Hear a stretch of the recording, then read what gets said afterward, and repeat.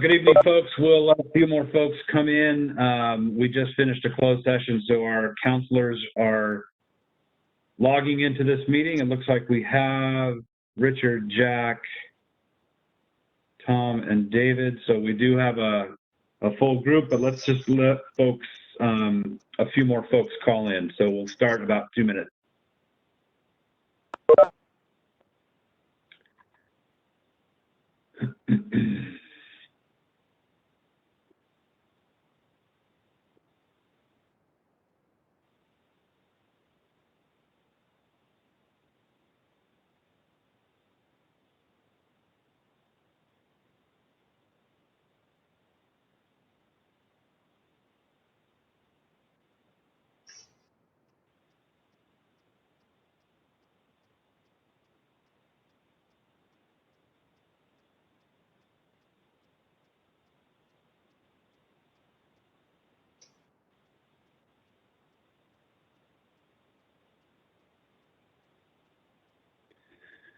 Eli, have you joined us?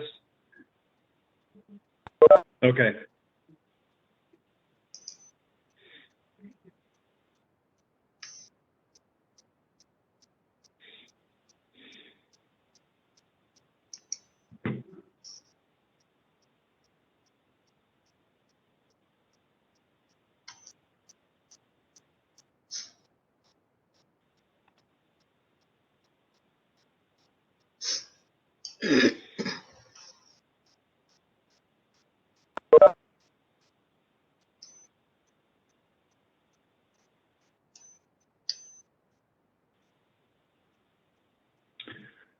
All right, I'm going to go ahead and call the meeting to order. It's shortly after 6 o'clock.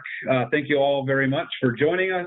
This brings to order the April 13th City Council meeting for the City of Trinidad. We had a closed session with no reportable activity from the closed session. So we are bringing it back to the open session. And with that, I'll ask folks to stand and recite the Pledge of Allegiance.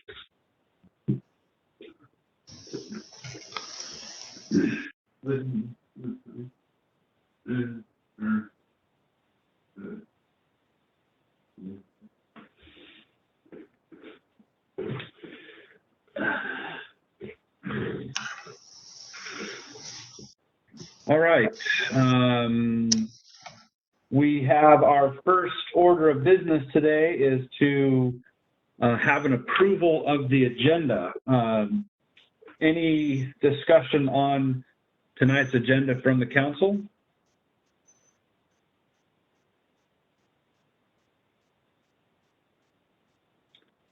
Doesn't look like it. Any public comment on the agenda for this evening? Ms. Levine? I don't know if this is the time to say it, but I would like to volunteer to be a member of the Water Advisory Board. We'll get to that. Right now, we're going to go through some sort of city business and just talk about the agenda. So we will definitely entertain your interest when that agenda item comes up. Tom, go ahead. I didn't get unmuted when you said something. I was curious as to whether we will need legal advice on item number 5, which is the overnight parking. And if so, if we should move item number 5 to be discussed after item number 1. I don't know if that's the case. Russ, I believe you're on the call. Do you see a place for you to join us in that conversation? Yes, if the council would like me to be present. Moving it up to item 2 would be convenient. That's a nice way of saying it. Yes, I agree that moving item number 5 up to the second item is a good idea. Do we have other input on that from the council? Is that a motion, or does that? Yeah, I move Yeah. item number 5 to number 2. And I'll second that. Excellent. And again, Russ, I'm going to ask for your input on these routine sorts of votes. Other meetings I've been going to, we've simply asked for any no votes or abstentions instead of doing a roll call vote. Are you comfortable with that? Yeah, our typical advice has been during the COVID, and there's actually been some direction out there to actually request a roll call vote while we're on these Zoom meetings or WebEx meetings, just for certainty and clarity of record. So a little bit procedural nature, but would recommend a quick roll call vote on that. Good enough for me. So Gabe, are you able to do a roll call vote, or do you want? Yeah, it's probably better if you do. So we have a motion to approve the agenda, moving item number 5 up to the second item, with a first and a second. First from Tom, second from David. And we'll move to the roll call vote. So we'll start with Councilmember West, Yes. Pompous, You Yes. muted. Sorry, yes. that's a yes. Mayor Ladwig, Yes. Councilmember Grover, Yes. and Councilmember Davies. Yes. That's Thank 5. you, Gabe. All right, moving on to our second item here is the approval of the minutes from March 9th, 2021. First to the council, any substantive changes or modifications to the minutes from March 9th? Tom? On page 10, under the STR discussion, I said there's no definition of a bed and breakfast. In the minutes, it says STR. That's it. You get that, Gabe? Yes, thank you, Tom. Okay. Yep. Other substantive changes from the minutes from March 9th? Any public comment regarding the minutes from March 9th?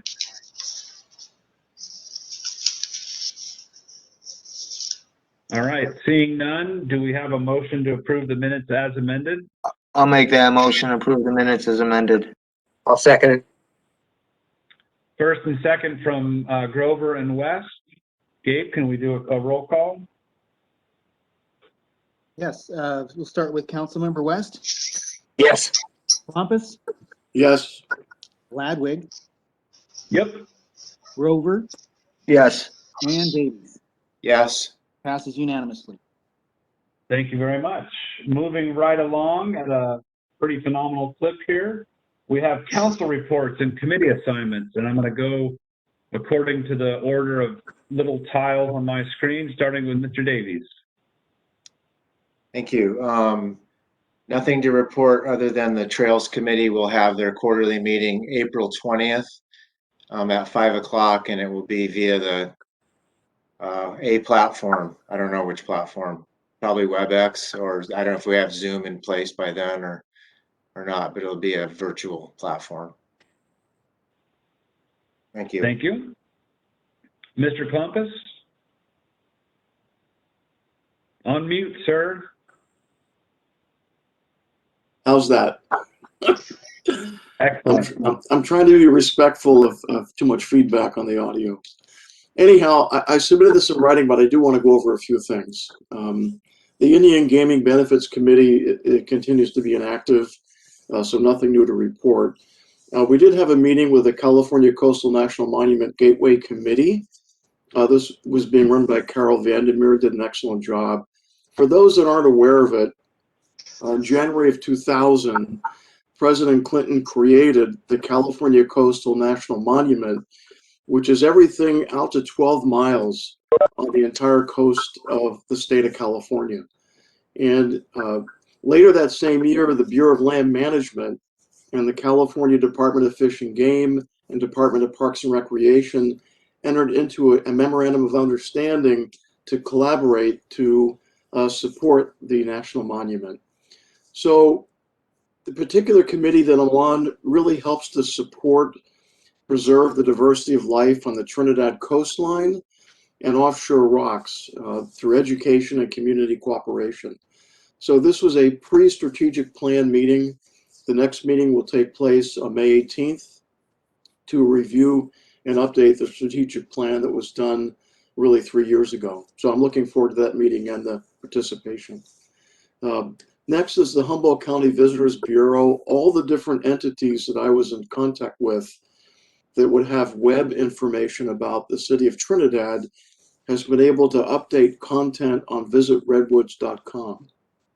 And hopefully when the COVID pandemic begins to wind down and people can begin to congregate in groups and we have a fish festival or other things in town, the visitredwoods.com website will be able to support that new information when it becomes available. The last topic I want to talk about is the Trinidad Ad Hoc Water Committee. I think this will be the last report since we have new committees which are being formed. But I do want to report that Eli has been working with the Pacific Watershed Associates to get the Liffenholtz Creek flow meter telemetry system working. We're not quite there yet, but we're going to get there, and it'll be in place hopefully before the summer months begin. Finally, I shared with the council, at least during this particular meeting, a letter that came from the State Water Resources Control Board. And I know, as well as other residents, feel good here in Trinidad when it rains. But I want to share that we're still in ongoing dry conditions in most of California. And what this letter indicated was that the snowpack is only 58% of what it should be on an average year as of March the 10th of this year. So continued dry conditions can threaten water supplies. We're really not out of the woods yet. One observation from this letter was that the hydrologic conditions since 2020 have been very similar to the drought that we had in 2014, 2015, when I first moved to Trinidad. And finally, what it indicates is that cities and towns need to start planning now for potential water supply shortages, such as increasing water conservation, reduced irrigation, using innovative monitoring technologies, and diversifying your water supply portfolio. So I wanted to share this with council to make sure that everyone had a chance to look it over and read it. And I'm hoping that the water shortage response team will be formed to be able to help us with conservation efforts, but that a standing water advisory committee will finally be populated, so to speak, so we can get work done on shoring up water resiliency. It will be a long-term project and a very serious one for the community. So I look forward to supporting that effort. So that's it, Mr. Mayor. Thank you. Thank you, Richard. How about Mr. West? I have nothing to report this month. All right. Mr. Grover. You're on mute, sir. I'm gonna take myself on mute, and then I have something to report. I was able to attend Redwood Coast Energy Authority. That's going well as we transition into renewables and things like that. But another big part of that for me has been to be on the racial equity subcommittee. We did meet. They've done a lot of overhauling. This all started last year with George Floyd.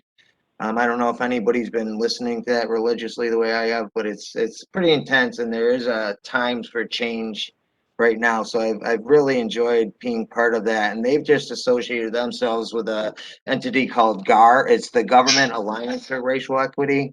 That's something at the state level, and that's something that Trinidad could be part of with anything to do with staff or any kind of relationships is something that it just is a proponent for people working together. The other thing, that was Monday, I got to attend that.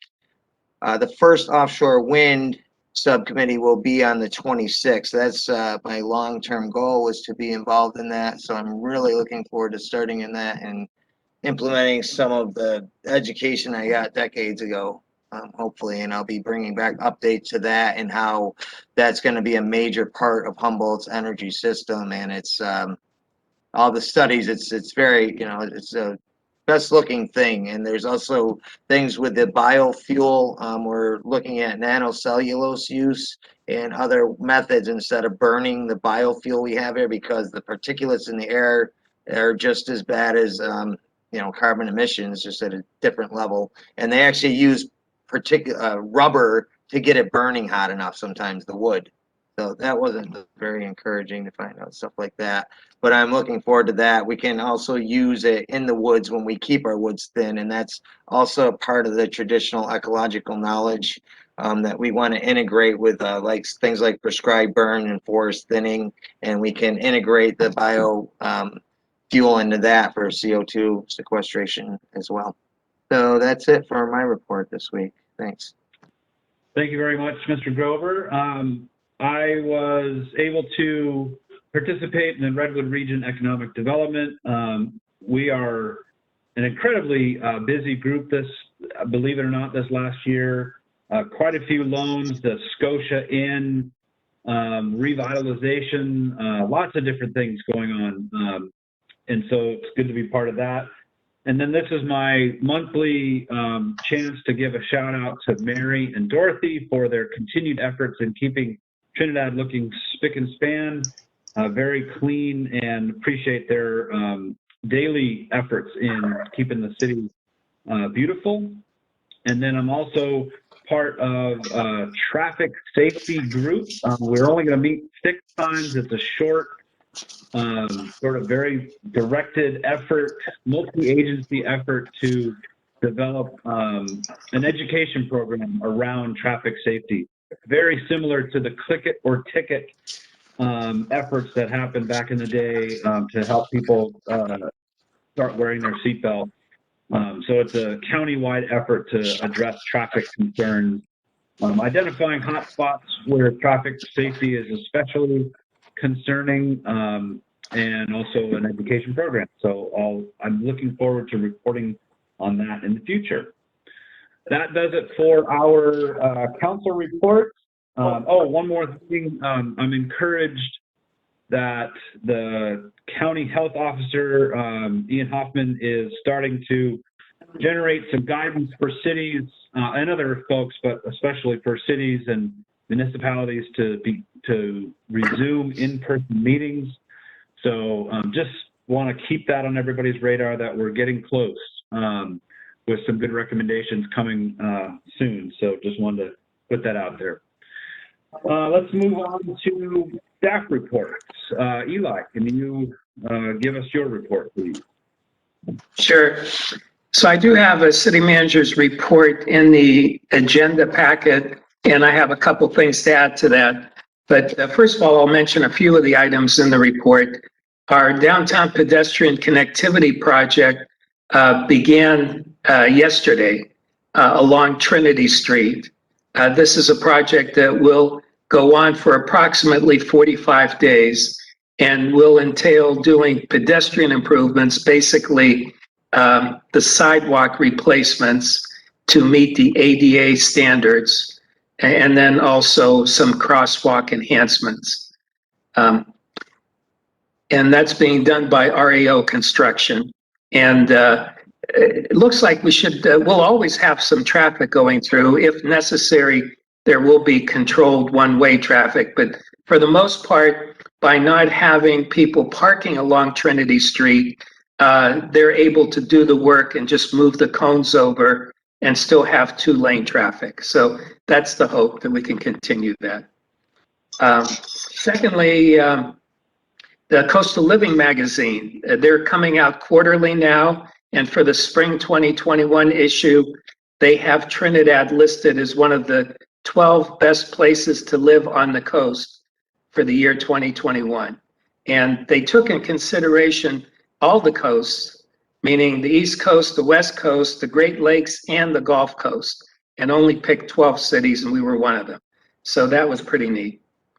A Humboldt sanitation, beginning Friday, April 16th, will be coming earlier this way to help avoid congestion with visitors and any other traffic that we have during the daytime.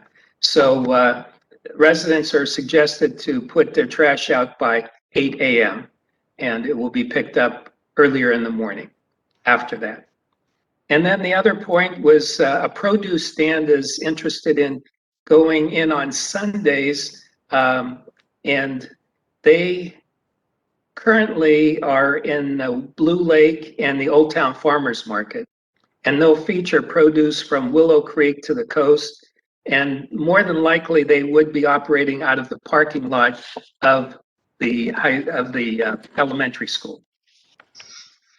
And then Verizon has notified us that construction is slated to begin next Monday, the 19th, on their cell tower in West Haven.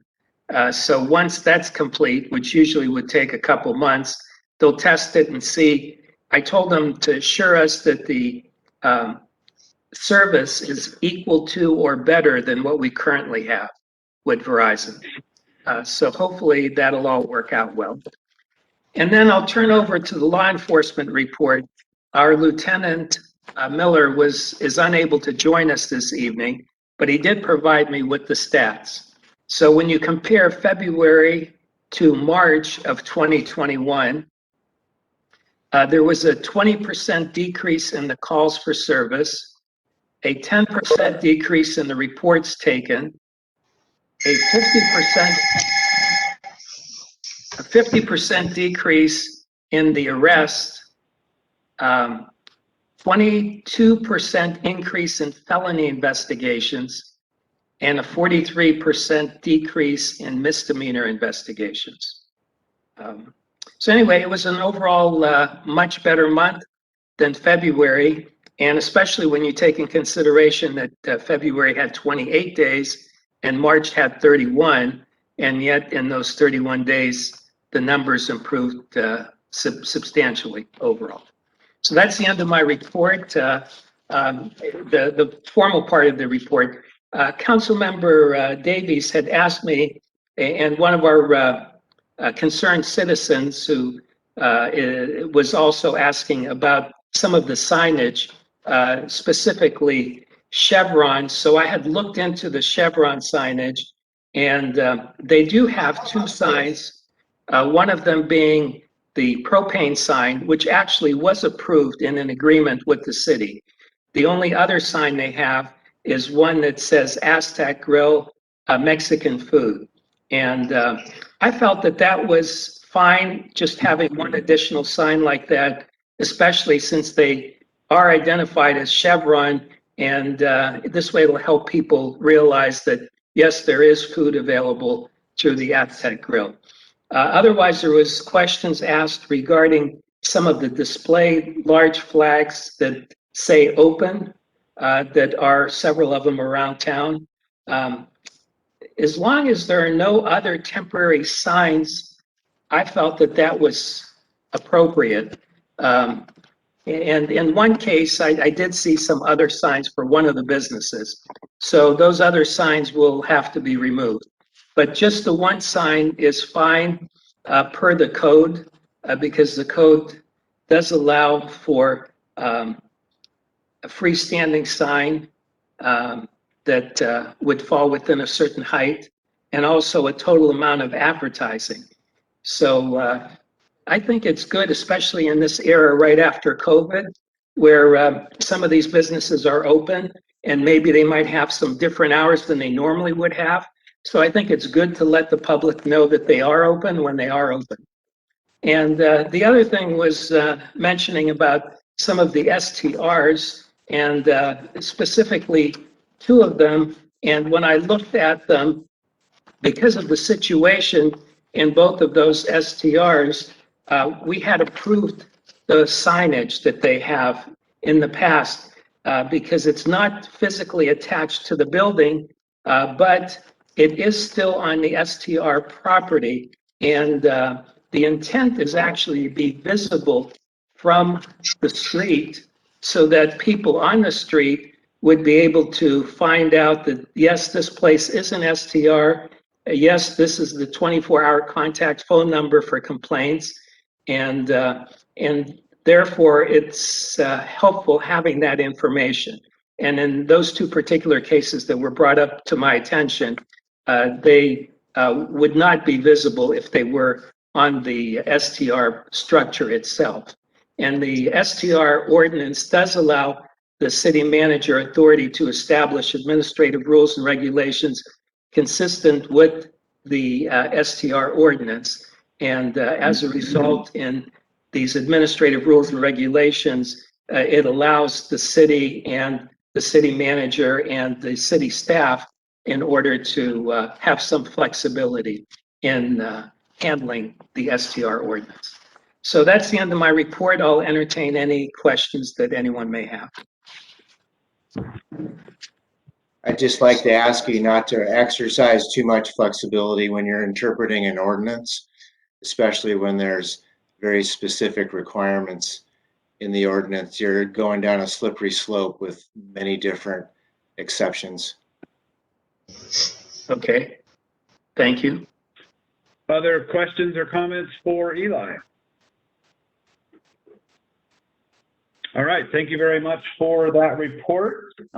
We will move on to items from the floor. At this time, and I like to read this just to get it right. At this time, members of the public may comment on items not appearing on the agenda. Individual comments will be limited to 3 minutes or less.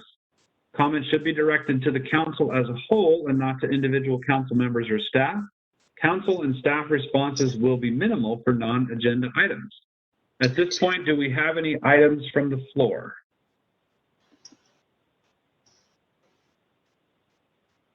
Ms. Levine.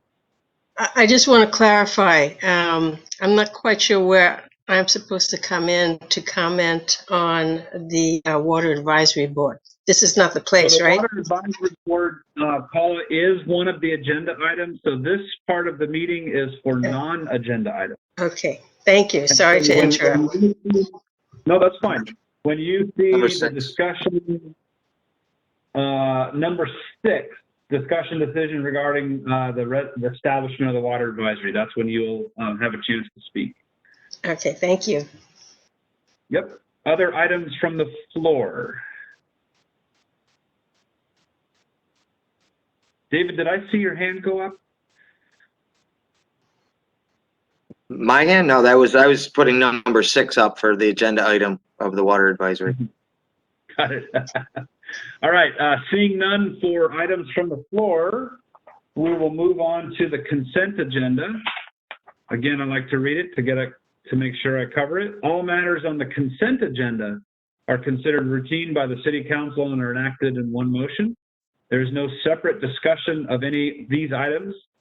If discussion is requested by any council member, that item is removed from the consent calendar and considered separately. A single opportunity for public comment on the consent agenda is available to the public. So at this point, I'll ask the councilors about any substantive changes that they want to make to, or if they want to pull rather, any of the consent agenda items for discussion. Seeing none, any public comment on the consent agenda? I think this is where I come in. Not yet, Paula. No, Yes. sorry. Okay. How about this, Paula? I'll call on you when it's time. That's a great idea. There you go. Any public comment on the consent agenda? All right. Hearing and seeing none, do we have a motion to approve the consent agenda? I'll make a motion that we approve the consent agenda. I'll second that. First from Grover, second from Clumpus. Gabe, can you give us a roll call vote, please? Yes, sir. We'll start Councilmember West, Yes. Clumpus, Yes. Ladwig, Yes. Grover, Yes. and Davies. Yes. Passes unanimously. Thank you, Gabe. So at this point, I am going to turn the leadership of the meeting over to our Mayor Pro Tem, because the first item, discussion decision regarding the March 9th, 2021 City Council decision to impose a moratorium on issuing new short-term rental license as a short-term rental owner, I will recuse myself. So Jack, I turn it over to you. Okay, thank you, Mayor.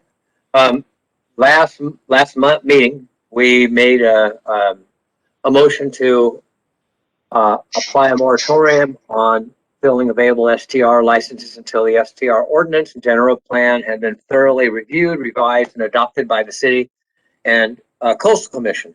And so we have, we're going to come back to that, and I think this is time to go to Russ Gans, if he could explain a little bit about why we need to come back to this. Yes, thank you. Thank the council. Yeah, the short of it, and just kind of a brief synopsis, is there is a very specific ordinance that the city has adopted applicable to the STR protocol. And within the ordinance 2016-03, it has very specific recitals in terms of what are permissible numbers of STRs in the various zone categories. So the procedure to amend an ordinance, and this would constitute an amendment to an ordinance, where the ordinance is very clear on what is allowed and permitted, subject to a wait list as vacancies become available within those designated density areas. Very specific protocol. So the recommendation is, if the city does want to modify the existing ordinance, basically to preclude existence of the wait list or specifically cap with no further filling of STR licenses pursuant to the existing ordinance, would recommend that the council, that's the council's prerogative, to direct staff to go ahead and propose an ordinance amendment and bring it back to the council for a first and second reading. Don't believe there's any requisite urgency to avoid a first and second full adoption protocol for an ordinance amendment. Again, an ordinance needs to be amended in the same manner as adopted, which does require a first and second reading as to the language to amend. So point of procedure that when called to our attention, would recommend that the council proceed by way of formal ordinance amendment if it wants to adopt a form of moratorium previously proposed, expressed. Oh, thank you, Mr. Gans. So our job now is to look back at the ordinance. We can put this into action and actually amend the ordinance and bring it back with a first and second reading. And in the meantime, you can put some licenses on hold until we follow this ordinance as written and begin to review. And then they can do the review with the planning commission too. So it would take a rewrite of the ordinance and put in what we wish to do, but it would mean we'd have to wait until we get this complete and then put it together and then put it back to a first and second reading. Eli, did you have something you wanted to add to this? Yeah, the only other part would be, if we just follow the ordinance itself, then the wait list can be used. So that's the procedure provided for in the STR ordinance. Otherwise, the ordinance could be revised. And if it is revised, I had a concern that it was going to take quite a while because the Planning Commission is quite busy at the moment. And then especially last time when we tied it to the general plan and having that complete, because there's a number of elements of the general plan that it's taken several years so far, and I have a feeling it's going to take several more probably. But yeah, the council would have a choice of following what was mentioned by our attorney, that you could do the ordinance by modifying this one with a first and second reading. Otherwise, we could follow through with the wait list. And I specifically don't like going over 30 anyway. And we currently have one opening in the one of the zones, the UR zone.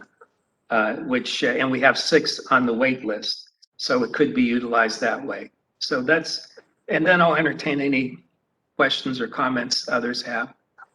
And of course, Russ is still on the call to help entertain questions and answer any questions. So we can go back and look at this in a different, by going back and maybe making it easier to get it, to continue without having to wait too long to get this underway, or we can decide that we would like to go ahead and do a rewrite, or at least go back through the ordinance again. So are there any questions for Russ or Eli first? David? Yeah, I was going over the ordinance, Trinidad Municipal Code, and I was going over, zoning laws. You know, I've studied this back to 1924 Euclidean zoning laws, and I'm a real proponent of people going through the process of public debate, having total government transparency and public involvement, public participation through the process. If an ordinance is going to be changed, if a moratorium is going to be implemented, I want it to be an actual emergency, a sense of urgency, and I misconstrued the presentation last time. I didn't really feel that once I went over what was gone and the work that was already put into it by a lot of planning commission meetings, a lot of staff time, a lot of public participation, and I just don't want to discount those people and the work that's been done. So that's where I'm at with it right now. Any other questions? Go ahead, Tom. So I have a question for Russ. So you say we could direct staff to write up an amendment based on the motion from last time, and then it would take 2 readings to enact that amendment to the ordinance? Okay. You're on mute, Russ. You're muted. Sorry about that. Yes, that's exactly right. There would be an introduction reading, first reading, and then we'd bring it back to the council at a secondary meeting for adoption. And that protocol can go rather rapidly, but that is this typical protocol for any ordinance amendment. You follow the same adoption protocol. Okay, thank you. Yeah, it's just unfortunate that even though that the word moratorium was in the agenda item description last time, that we weren't afforded an explanation like that. Not pointing the finger at you, Russ. You weren't asked until after the fact, but it would have been much more prudent for us to know that I wasn't proposing an emergency ordinance. I didn't know that was the legal. I didn't know that, you know, I'm not a lawyer, so I was just proposing something that I thought was going to be good for the community. So I would like to move forward in the same direction that we went last time. That's my thing, and you answered my question, and that could be done using the last motion. So I'd like to hear from the rest of the council, and then if there's any public comment. Richard? Yeah, it sounds to me, and please, Russ, correct me if this is incorrect, that the STR ordinance is based on some other documentation that the city has, such as the general plan, which talks about the different areas of the city, affordable housing. So if those documents are not up to date, I guess that doesn't impact the ordinance as it is now. Yeah, the STR ordinance is a standalone ordinance, and you can amend it as such. Wouldn't require a general plan amendment or anything of that nature. It just require a consistency finding that the amendment that the council proposes is consistent with the existing general plan. And in this circumstance, you wouldn't be removing or restricting any existing licenses. You would just create a moratorium on the issuance of new or additional licenses. And in essence, accepting the existing limitations that you've already imposed by way of ordinance, and in essence, putting a moratorium on any waitlist filling for additional STRs. So although there might have been a lot of history that's gone into the ordinance preparation, the proposed amendment would not violate the general plan. So you could adopt. Thank you. And I'll just add that I think it's a good idea that we get the STR ordinance in place. I do have an issue with waiting for the general plan because that waits so long, and that was the only issue I had with it. That I felt that we don't put this together without having a general plan in place. So that was my suggestion, that if we wanted to look at this again, the general plan is such a long-term item that I'd like to get the STR ordinance put together and be able to put it back in again and not have it just rely on the general plan getting done. But that would be my suggestion. But before we go any further, unless there was somebody else on the council wanted to say something else, I think it's time to move into public comment. So is there any public comment on this item? Lee, you're going to have to help me out and make sure you put a hand up or let yourself be known, and so I can hear. All right, I don't see any, so I think we'll move back. If you do have a comment, please say something and I will recognize you. But right now, I don't see anyone at all. All right, so we'll bring it back to the council. And I guess we have right now, Tom's motion would be, we'll use that to work on an ordinance then, I would assume. So Tom, you want to rephrase anything, or I think we can use it as is? I could rephrase it, and I'd also like to just remind everyone that the ordinance was said to be reviewed after 2 years, and I believe it's been almost 5. So we're well over the time limit for that, and that is the reason, one of the main reasons that I brought this forward last time.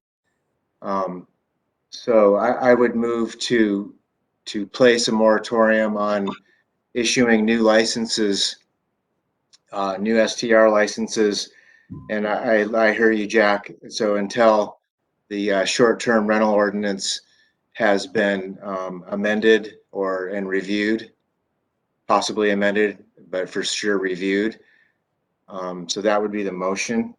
And I just wanted to point out to you guys that we still have an issue with visitor services being designated affordable housing in this town, and that just, no one seems to have an answer, and I just don't think because we can't find an answer to that question, we can't move on. And that's the reason I put it in I attached the general plan idea to it, because we need to know the housing situation before we just start letting houses be turned into short-term rentals. With 15% of our housing stock is designated short-term rentals. And in a housing crisis in this state, it is not a responsible thing to do, in my opinion. I've seen what's happened in this town during COVID when short-term rentals were not allowed to be used. We have families moving into these places. We have neighborhoods establishing again. You heard someone that has 2 houses that could easily get on this list, chooses to rent them to local people that walk to work. And in our general plan, it says we need to keep the character of the town as a small fishing village with single family owner houses. And by giving over to short-term rentals, that is not going in, that is not abiding by our general plan. So those are my comments and my motion. Tom, could I go back over the motion one more time? I want to be clear about what you said. In comparison to your last one, I'm just wondering if you said everything you needed to. So I would really like, I don't know, I would like to attach the general plan onto it, but I'm hearing that some people are really not willing to do that. So my motion is to apply a moratorium on filling available STR licenses until the STR ordinance is reviewed and possibly amended. Would you want to add by the City and Coastal Commission? Because you did that last time. I just wanted to be sure. Yeah, by the City and Coastal Commission. Thank you. Because the Coastal Commission has to review and approve of the ordinance, and so does the council. All right. Any other? Um, Go ahead, David. Yeah, I'm more comfortable with that too, and I understand too, the coastal commission doing that. And it seems like it'll concentrate it more and it might actually get to where you want it to be quicker too, so, yeah, that makes sense. Richard? I agree. It makes sense. And then hopefully it will stimulate getting the short-term rental ordinance reviewed. If it should be done every 2 years and it's been 5, then it's overdue. All right, well, is there any other comment to be made or? I have one. Did I hear a second? Did someone Sure. second that? No, we haven't. Okay. But then I have a comment. I would also like to make sure that in the meantime, because this is going to take a couple readings, that we are not moving ahead and issuing licenses to people that may be on a wait list or waiting for a lottery. Yeah, that's true. We will not be issuing any new licenses off the wait list as long as the council is planning on a moratorium. Thank you. Okay, so do we have a motion? We got a motion and a second, so we're up to a vote. So Gabe, could you take a vote for us? Can we read the motion out loud again to make sure we all have it? Yeah, I was gonna ask for that too. Yeah, so what I've got is a motion by Councilmember Davies, seconded by Klompus. Did I get that right? Yes. Okay. To apply or place a moratorium on issuing new licenses until the STR ordinance is amended or reviewed by the city and the coastal commission. Okay, is that satisfactory? That's what I thought it was. Yeah, and maybe do we need to write approved? We have, I can add that Do amendment. roll call, right? wait a minute. Yeah, we'll get that in there. Tom, you okay with that? Yes, I am. Okay, and Gabe, could you do a roll call vote, please? Yeah, we'll start with Councilmember West. Yes. Klompus. Yes. Okay. Ladwig. Oh, he's recused. Sorry, excuse me. Grover. Yes. Davies.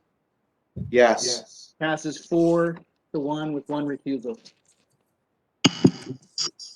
And just briefly, when preparing this draft ordinance for introduction and first reading, we will consult the city planner on confirmation of the consistency determination. But you'll see that in the draft ordinance amendment, that a declaration that is deemed consistent with the general plan.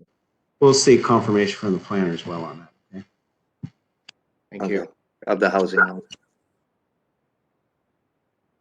Okay, then we're ready to move on, and Mayor Ladwig should be back. It's going to be the discussion and decision regarding Resolution 2021-04, installation of no overnight parking or camping signs on Edwards and Hector Streets. So, Thank Mayor you very Ladwig, much, you're on. Jack. Yep, thank you very much, Jack, for taking over. And so at this point, we have a discussion item here, as Jack mentioned, based on city resident input. We have a proposal in front of the council tonight to consider putting no overnight parking signs on Edwards, the top half of Edwards and Hector. And so at this point, I think I will turn it over to Eli, who's drafted this resolution, with some of the background on how the resolution works with the city code. Okay. So we have the Trinidad Municipal Code, section 10.08.010. And it reads as follows: prohibited parking. When authorized signs are in place giving notice thereof, no person shall stop, stand, or park any vehicle on any of the streets or alleys enumerated by resolution of the city council. So in other words, in order to prohibit parking in any part of the city, it would be done by resolution, and and we have a resolution attached, and it would be enumerating the streets. So in this case, it would be identified as Edwards between Trinity and Van Wyck Streets and Hector. And the purpose that those were chosen were because of, at a prior meeting in the fall, I believe in October, after Labor Day, when we had some very serious issues of RVs and other vehicles parked in this particular area. And people stayed in those vehicles overnight. And you know, of course, any kind of toilet facilities, they in some case they may have dumped whatever into the street. I'm not sure, but there wasn't a concern about that. So the intent is to install signs in that area, Edwards between Trinity and Van Wyck Streets, as well as Hector. And the sign that's recommended would read, "No overnight parking or camping from 10 a.m. to 5, from 10 p.m. rather, till 5 a.m. So no overnight parking or camping from 10 p.m. to 5 a.m.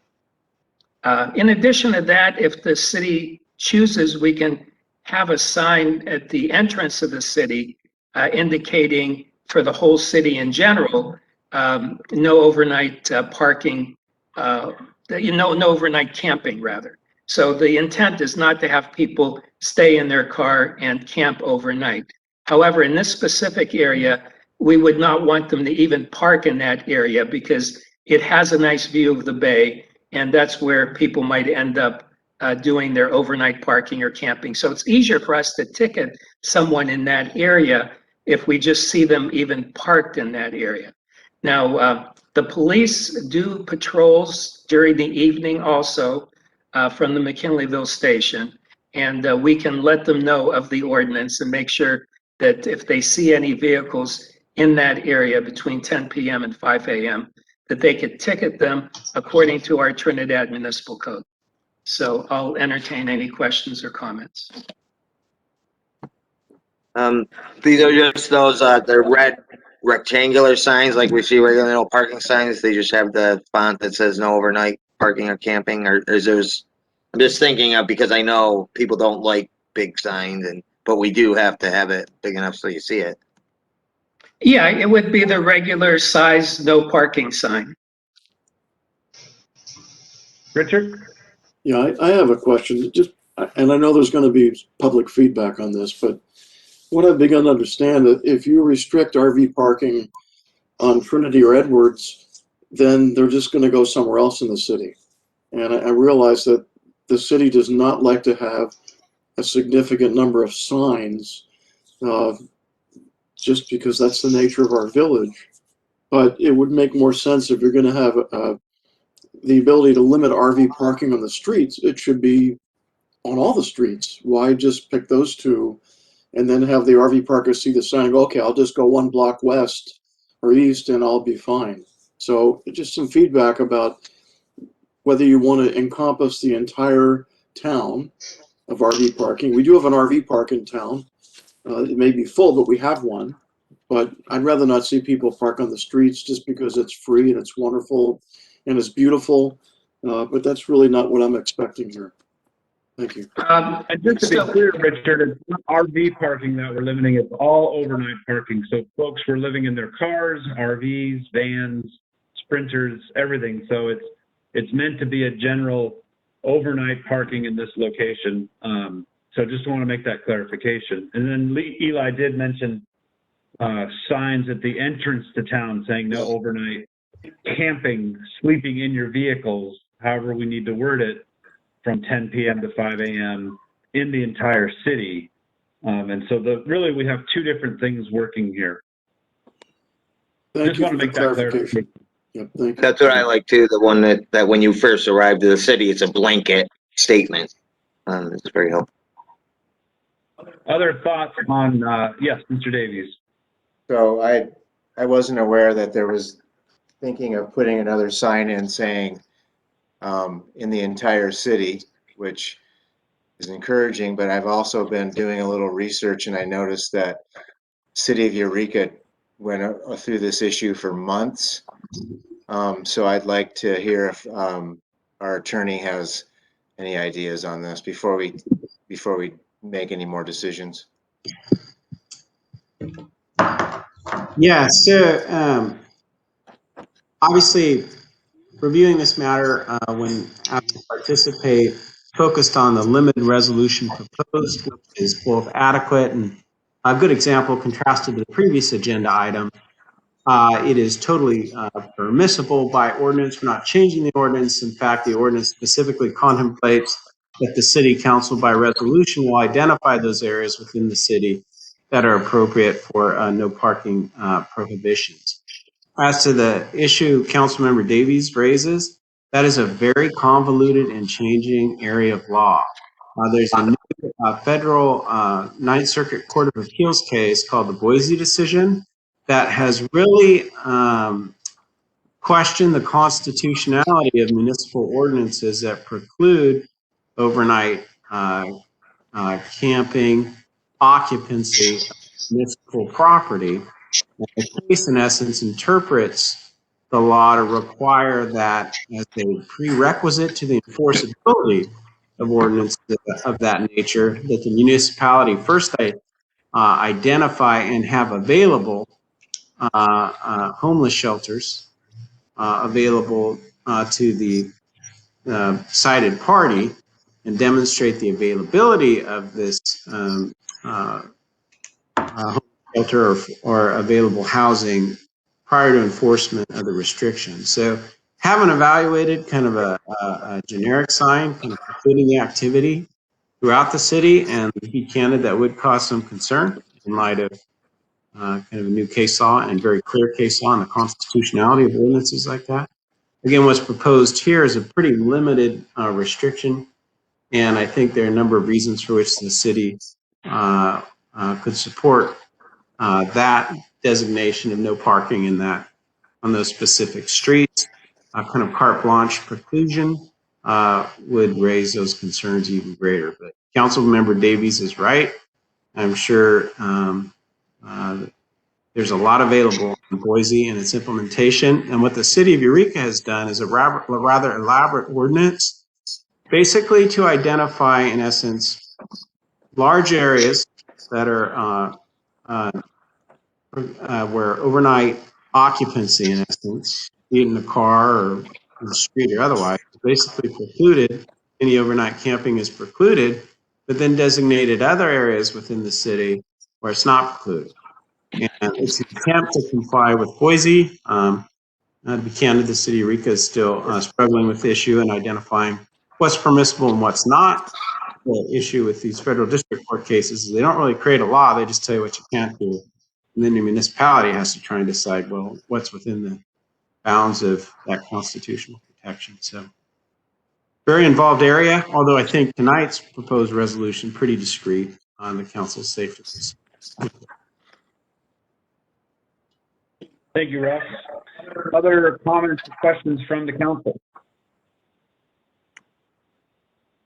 So we're not really making a decision tonight, or like, are we going to direct Eli to look into this, or it's kind of not really? I actually have attached a resolution that you could vote on. Yeah, the resolution is in the packet. And I'll see if I can find it here. Page 131 of the digital copy, the digital Thank you. numbers.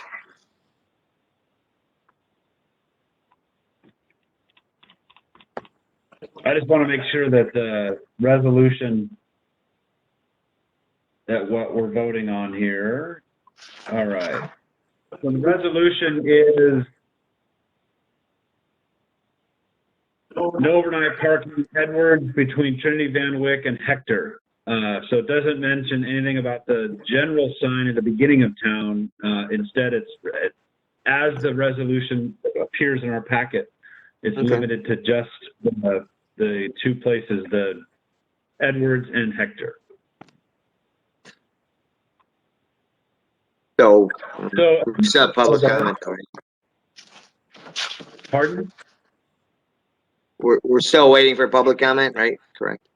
I'm gonna move to public comment here. It sounds like the council is ready for that. So let me open it up to the public for comment regarding this agenda item.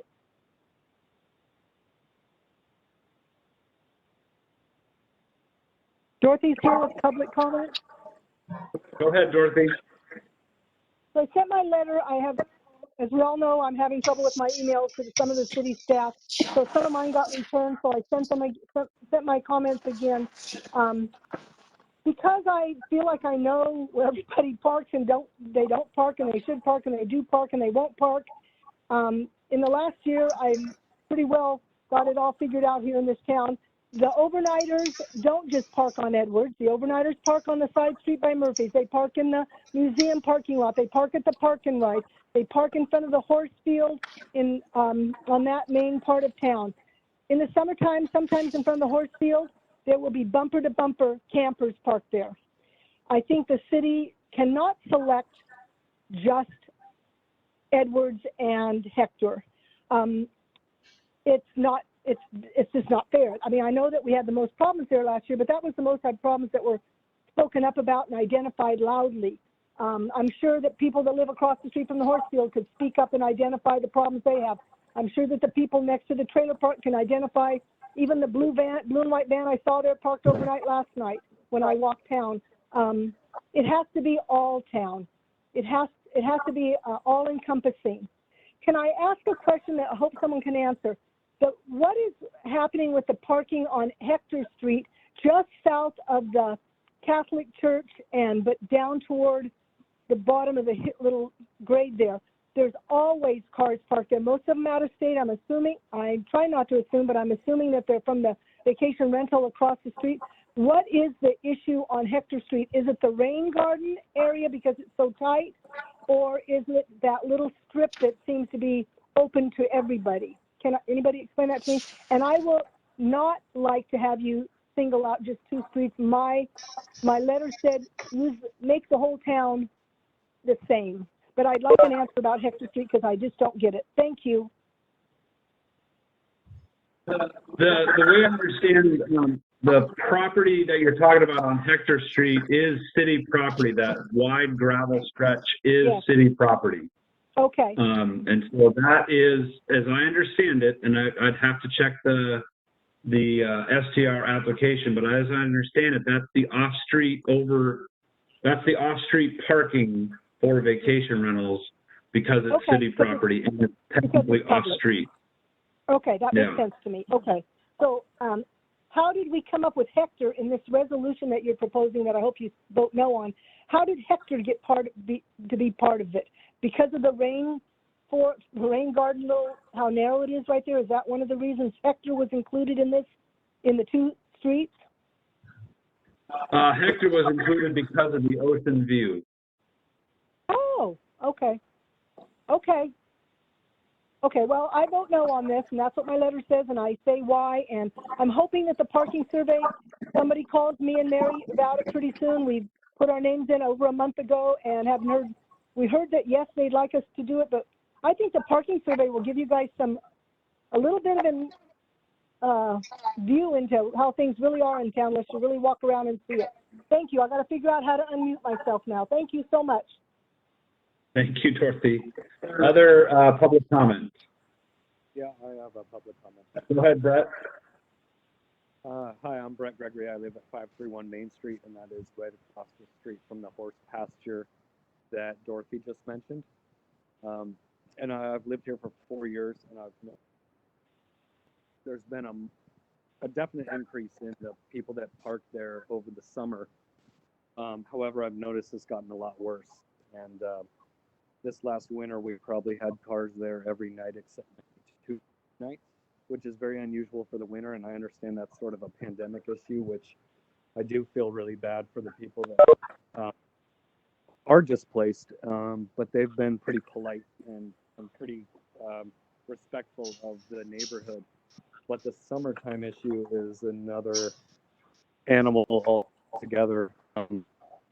Like Dorothy said, it last summer at the horse pasture.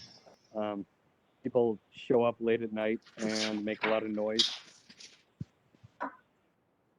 Hello, I'm sorry, am I breaking up? You're a little broken up. Okay, I'm sorry, I'm trying to get close to the Wi-Fi without my young child spotting me. So I have noticed a lot of problems with parking in front of the horse pasture there. People come here to have a free vacation and just utilize it as their camp spot. And they know that it's not illegal and that they can, not sure if I'm breaking up. I'm sorry, I'm so interrupted.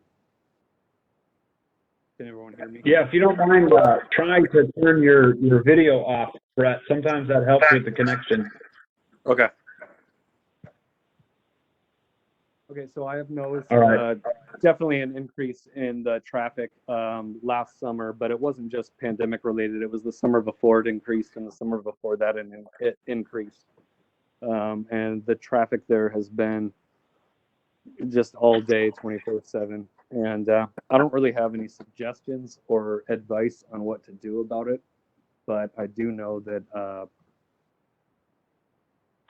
they cause a lot of stress, and I don't know, people are loud and disrespectful. I'm sorry, I'm losing my train of thought here, but I agree with Dorothy 100%. I've noticed a huge increase in traffic there. I'm wondering why Main Street isn't on the list of no parking because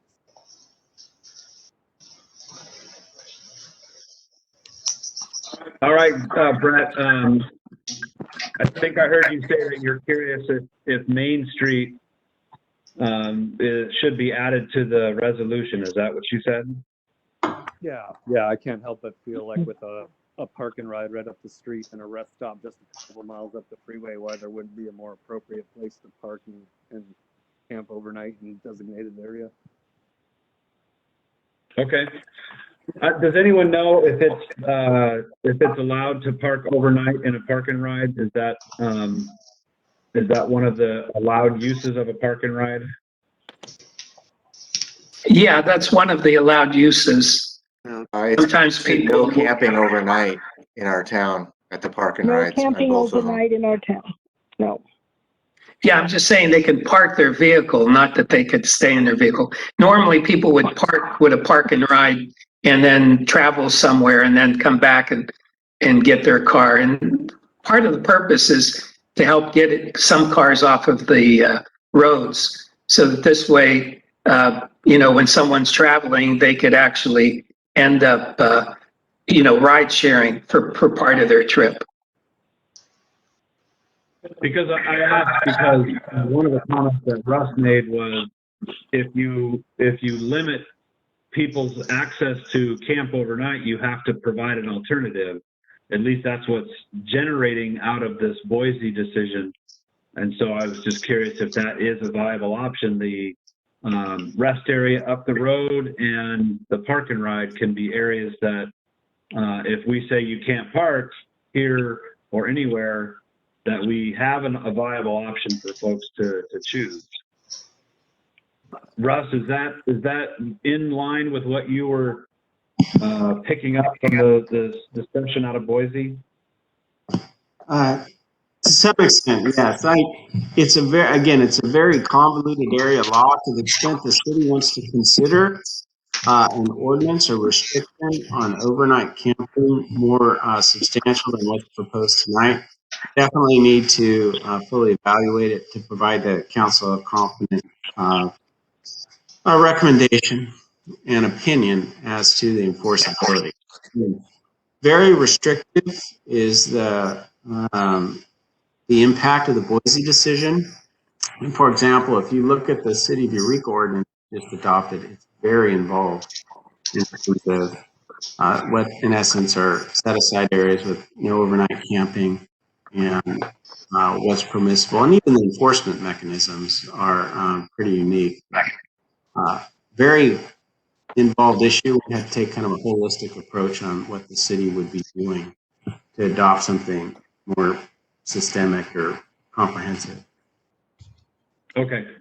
Yeah. Let me bring it back to public comment. We're still in the public comment, David, if that's okay. If we can move just to seek more public input. Anyone else from the public wish to speak up on this issue? Can I add one more sentence to my comment? Yes. Well, if you're gonna say nothing on Main Street and then nothing on Hector and nothing on Edwards, like the majority of us all feel the same way, then say nothing on Ocean, nothing on View, nothing on Wagner, nothing on Underwood. Let's do nothing on Pacific, nothing on Galindo. Let's do all the streets, because you can't just say nothing on 2 or 3 and have it impact the rest of the town. So the park and ride, if you haven't been over there in the evening, people do park there, but they don't park and then ride somewhere. They park in their vans and they stay in there until the windows are broken out, and we make call after call to get them hauled away. That'll happen a lot this summer. It happened a lot last summer. It's been better over the fall. But behind in the museum parking lot right there, that can be really disgusting at times with the people that stay in there. And they are not parking and riding, they are living there. So, and then next to Murphy's, I'm sure Nelson would have something to say about that too. It can be pretty bad. Okay, let's make it all the streets and put one general sign up. Thank you very much. All right, Dorothy, thank you. Other public comment? Yeah, hi, it's Brett Gregory again. I'd like to make another comment. Go for it. I understand the city of Trinidad doesn't like a lot of signage, but these no parking signs are all up and down Scenic Drive and Patrick's Point in every turnout that say no parking from 10 p.m. to, I believe it's 5 a.m. or 6 a.m. They're very small signs and they don't really impact the view or anything. So I think I don't know. I just think that having a small sign that says no parking would be probably the least of our worries. There's a lot more worries involved with people staying multiple weeks here. A lot of people know that they can park for 72 hours and then move their vehicle 1 or 2 feet and that they're okay, they're legal again. So people know the rules, and that's not going to work out as well as putting up a small sign that's probably 12 by 8 inches. Thank you. All right, thank you, Brett. All right, I'm going to bring it back to the council and see if David, you had a question at one point. Yeah, I was mostly a question for Russell Gans about what he thought would be the best way to approach it, because he said, he kind of indicated not to put like a blanket no parking. Should we develop the ordinance to give the designated areas at the same time? And I don't necessarily want to do too much more, but I don't mind amending it to the main ones just to start getting the point across, and kind of as a pilot way to see how things react, how things go. Because I don't know the total situation of the legality. So I'd like Russell to expand on that a little more again, if he could, if it would make sense to do things all at once, have the designated area as you're shutting things down. Well, if the city's identified for example, 2 streets that are somewhat problematic and for which the council believes it's a good policy to restrict overnight parking at those locations as proposed in the existing resolution, certainly go ahead and proceed. It's not a comprehensive ban or a preclusion on overnight camping. And there is more flexibility to regulate in the parking arena, the vehicular parking arena, versus camping preclusions under the Boise decision. But if the recommendation is you want something more thorough, yes, I'd want to work with city staff, identify the problem areas, and then I'll see if we can propose something that we're accommodating to the council.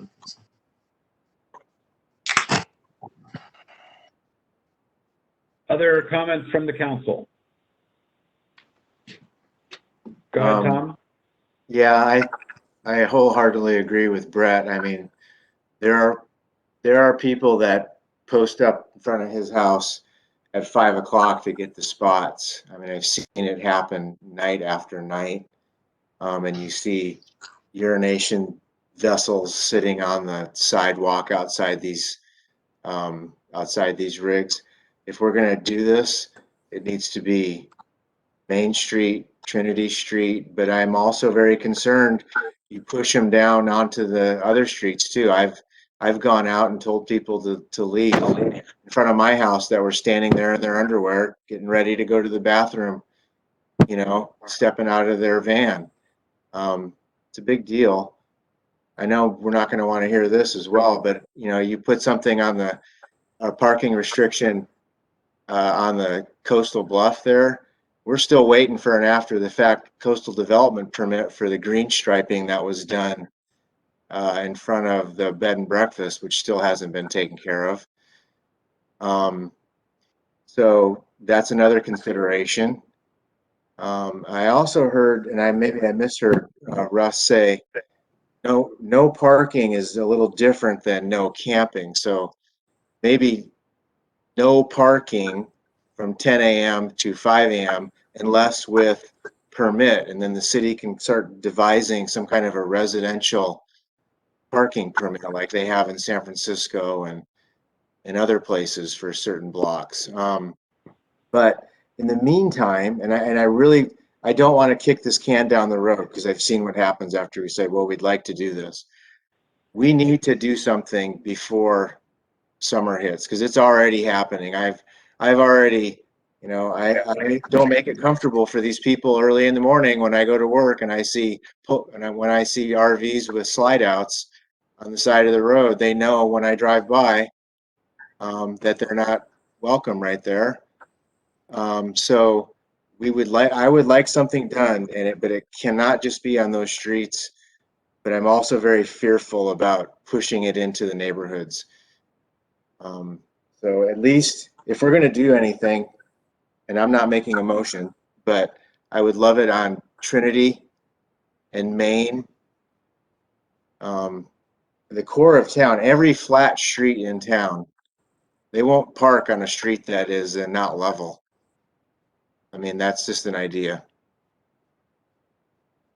And I'm wondering, I'm hearing a lot of really valid concerns. I'm wondering if we try to sort of mitigate and not eliminate by developing a resolution with no overnight parking on the south side of Edwards, on the north side of Maine, and really Trinity. I mean, it's a business district. I'm not really with the school. I don't have a sense of where the trouble spots are on Trinity, but it seems like the north side of Maine and the south side of Edwards between Van Wyck and Trinity are that way we can at least start to minimize. Because I want to remind folks that one of the issues that we faced last summer, specifically on Edwards, why we're talking about this area, is that folks were parked on both sides and not in a way that made any sense. And the folks couldn't drive through. 2 cars couldn't pass. And I know we red striped, but people don't necessarily park the way they're supposed to in those 3 little spots closer to the flagpole, and they want to park far out and block the street. And perhaps that's where we try to mitigate the congestion, the safety concern and the congestion, and not have both sides of the street packed. Let's just say no overnight parking on one side, because you're right. If we're going to kick people away from those places, we're going to send them somewhere else. And I don't know. What do folks think about that?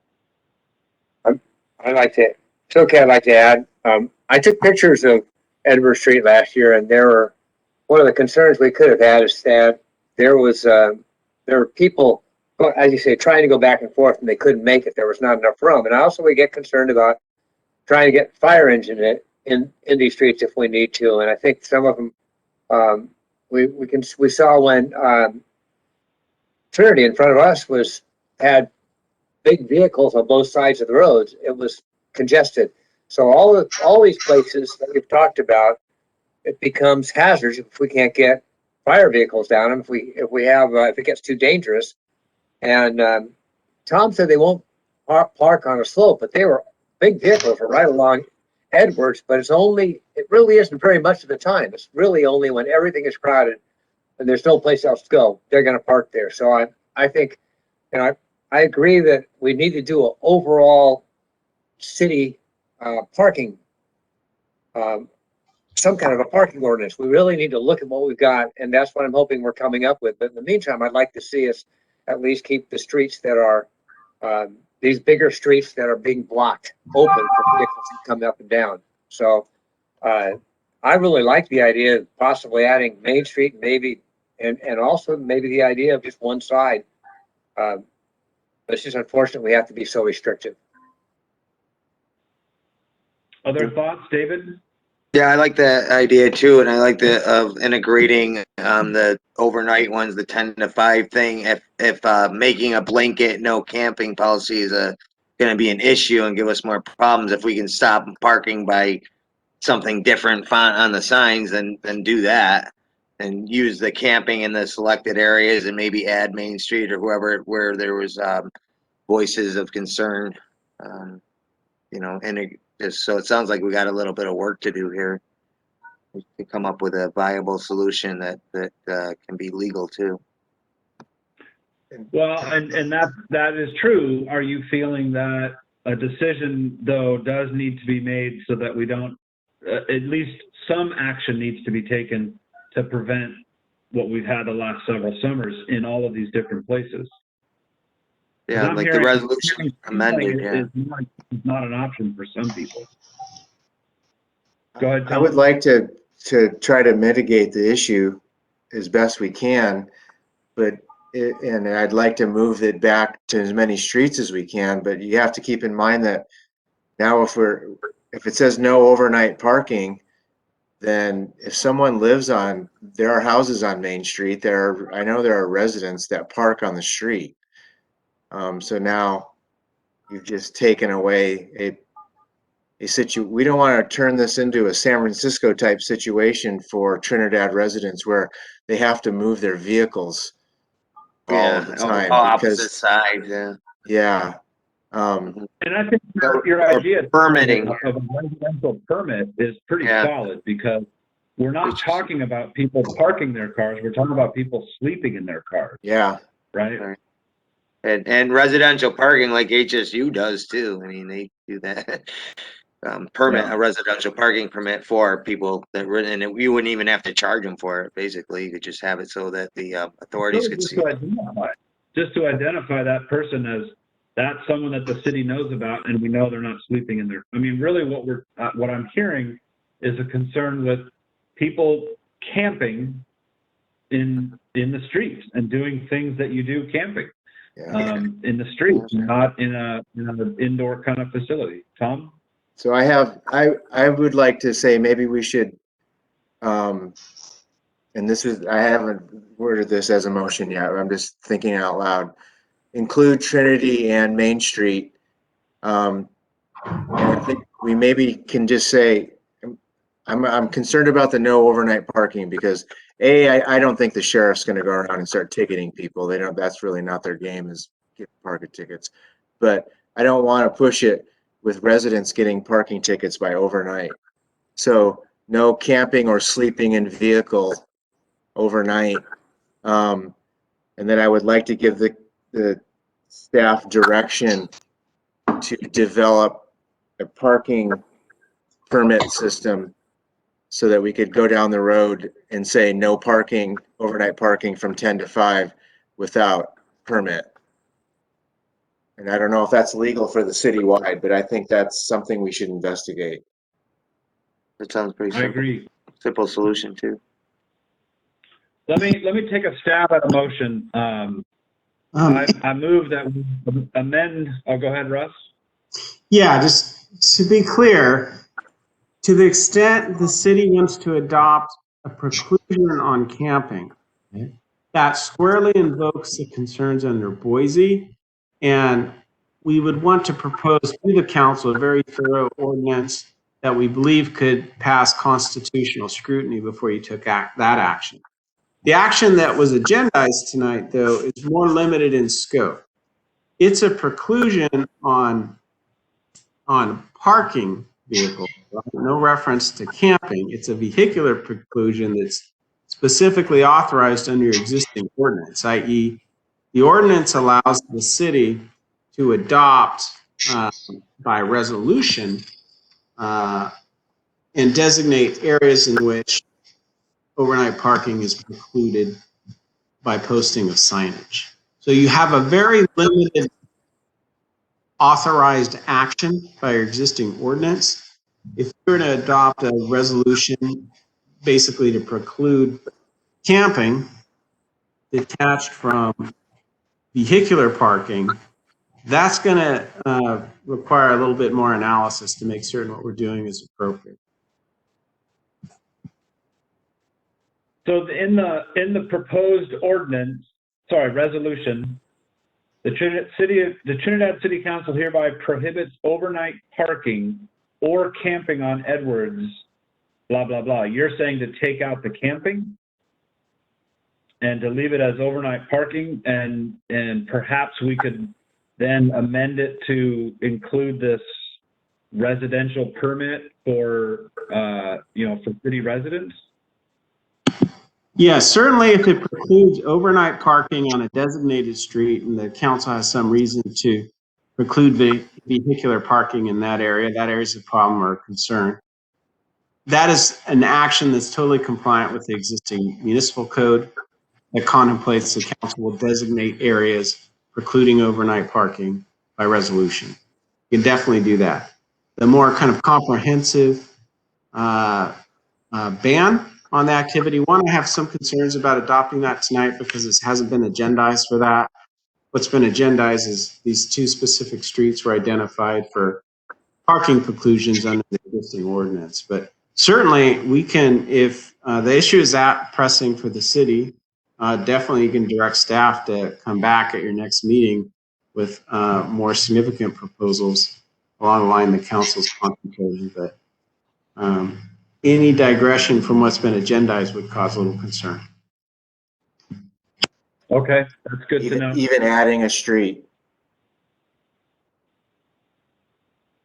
Yeah, theoretically, like Councilmember Davies, like if you're a member of the public and you look at tonight's agenda, perhaps you have an RV and then, it's going to be subject to some, parking preclusion, and you didn't, I'm not going to attend the meeting. I'm identifying Edwards and some other street. So anyway, that would be the concern. Understood. All right, so it sounds like then what we are, based on a lot of the input, all of the input, it sounds like we're really looking to mitigate the overnight vehicles in town in a way that doesn't conflict with the Boise decision, and to direct city staff to draft a new resolution that includes limited overnight parking on Edwards, the same place on Edwards, on Trinity, and on Main. And those are the discussions then that we would have at our May meeting to work on the finer details, including a mechanism for residents to apply for overnight parking should they need it. Yeah, okay, I can, are we ready for a motion, or do we need any more discussion? Because I'm just gonna take out the word camping, basically, right, for tonight, and then we're gonna come back and do it. Continue. I think what Russ was saying, though, David, is that we're expanding the scope of the resolution that's in the packet in a manner that is beyond the ability to make a motion tonight, because we're expanding it, we're tripling the area that we're talking about.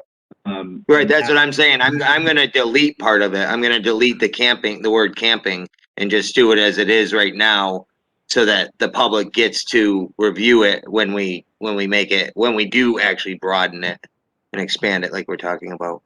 Did I get that right? Jack? Aren't we right now asking staff to go back and update this, and then we will vote on it at a later time and not do any motions tonight? Is that what you're saying? Yeah. Yes.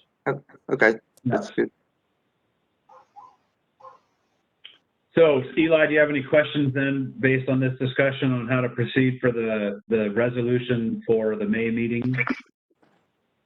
Yeah, I do. So, so basically, you want to say no overnight parking from 10 to 5 on Edwards in a certain area. And you're also saying Trinity and Main. Personally, I would feel, you know, the area we designated specifically on Edwards was an area away from where most of the houses are. So as a result, and plus the others don't have a view. So at least that's what I was leaning towards. And on Main Street, what was suggested, for instance, the north side of Main, again, that would make sense because that's away from where the residents are and where the problem was. And then Trinity, you know, it's up to you guys if you want to include that in there, but we haven't seen a problem yet. And I'm really afraid of what was mentioned by some people of, you know, starting to push people towards View and Ocean and Underwood. And I don't want that to happen. So yeah, I personally can see no overnight no overnight parking from 10 to 5 on the area that we indicated on Edwards between Trinity and Van Wyck. Both sides, unless you only want the south side. And then I could see including Main Street on the north side. And then I think that would be sufficient, in my opinion. So does that sound okay to everybody, or do you want me to specifically add other stuff? Jack, you were saying that you had seen some stuff on Trinity that gives you concern. And again, we have to always keep in mind, when we limit in one place, we're likely to push it somewhere else. So we want to anticipate where the problem areas are going to be. Jack, do you have any input on the notion of Trinity Street? I think that right now, I think it's a good idea to keep it fairly limited until we get a better overall idea of what we want to do. And I think Trinity probably is fine at this point. So I would, of course, I have no idea what it's going to look like when they get this whole mess taken care of. But I think it probably is. Maybe we just limit it to these areas that are of most concern right now, and we have more work to do right away. Get more Okay. Other input from the council before we move on? Russ, it looks like you're getting ready to say something. That's right. Yeah, I was just going to mention that if you wanted to approve the existing resolution that you've agendized with Councilmember Grover's suggestion to eliminate the words "or camping," but if you want to drop that resolution as Edward Street and the designated in Trinity and the designated areas, then that resolution is before you can take action tonight on that, and direct staff to consider other locations too, if that's your prerogative. That's kind of what I was asking before. If you guys wanted to do it that way, I would make a motion just so we get something done tonight, and then Eli can come back with the other parts we discussed. If we're not going to paint ourselves into a corner that we can't get out of, I would like to do something tonight, just because by the time the signs go up, summer's here. So that's what I was thinking Dave, too. let's do something. Okay. I'd like to make a motion that the Trinidad City Council hereby predicts overnight parking on Edward Street between Trinity and Van Wyck Streets and on Hector Street per Trinidad Municipal Code Section 10.08.010 and authorizes an installation of signage. Can I get a second? So I did not hear anything on Main Street in your motion. You're going to leave that out until later? Yeah, because he said not to. We're going to do that next time. They're going to start. We can amend it next time. Okay. Yeah, I'll second that. All right. We have a first and a second. All those, So we can, but we could include north side of Main Street. That, I think Russ said that would be, no, he said we couldn't change it because this has not been publicized. Right, it hasn't been Okay. agendized, so, All right. yeah, that's why I'm just doing it, okay. All right, so any further comments? All right, Gabe, can you do a roll call vote, please? Yes, Mr. Mayor, let me make sure I got this clear. So, Councilmember Grover, seconded by West, to essentially adopt a modified resolution 2021-04, striking the words "or camping" Correct. from now therefore it be resolved. Is that correct? Yes. And I'll read that real quick just so we're all on the same page. So the city council hereby prohibits overnight parking on Edward Street between Trinity and Van Wyck Streets and on Hector for Trinidad Municipal Code section 10.8.01 code, and authorizes installation of signage. So if we all agree to that motion, then we can go ahead with a vote. Councilmember West? Well, Councilmember Klompus had to suggest something to say real I quick. just had a quick question. If we pass this resolution, this motion, will the sheriff's office be willing to write tickets for folks that park? I just want to make sure we're not passing something that's not going to be enforced. Yes, the sheriff's office said yes, as long as on the signage, we indicate the Trinidad Municipal Code section. Thank you. Okay. Okay, I'll say All yes. right, let's resume the roll call. So we got a yes from Councilmember West. Klompus? Yes. Ladwig? Yes. Grover? Yes. And Davies? Yes. Passes unanimously. I just want to add, if it's okay, Mayor, to just make sure that city manager continues to work on, to bring back more information for the next month if we're going to add more to it. So we're not leaving it. Yeah. Okay. You identified some other issues that still need resolution. So as far as I'm concerned, we do have this resolution 2021-04 designating specific streets as are called for in the municipal code. And those streets would be Edwards between Trinity and Van Wyck and Hector Street. And then what we will do is do an identical resolution at the next meeting identifying the north side of Main Street. In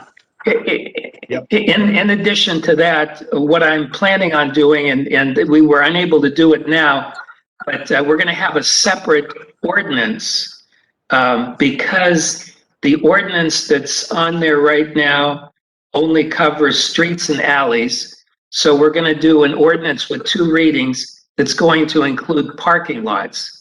And when we say parking lots, then we're going to go ahead and have that approved and have signage where the museum and library is, because that's been a problem area. But we couldn't do it now because it doesn't say parking lots in the current municipal code. So we'll have to do that by ordinance. But otherwise, by resolution, we can do North Main Street at the next meeting and then do an ordinance change for parking lots. And I would also advise maybe checking with, since we've just limited parking on a coastal street. You know, I mentioned this earlier about, I don't know if a coastal development permit is needed for that because you've changed the use of that access area. That's the process, I believe. So I'd like to know further on that.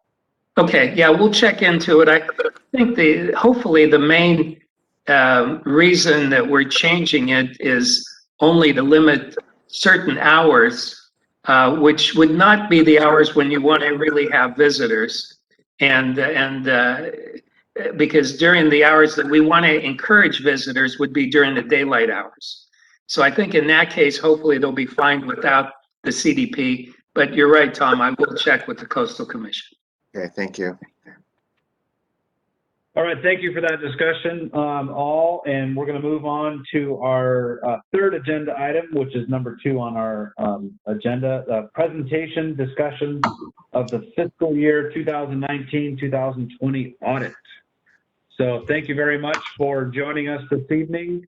I turn it over to our auditor. Ladies and gentlemen, and members of the City Council, I want to thank you for the opportunity to perform your audit this year. Given the difficulty with auditing your documents, your City Hall did a very good job, and your bookkeeper with providing us with the audit evidence that we examined. We found the accounting records that we did examine to be in very good condition.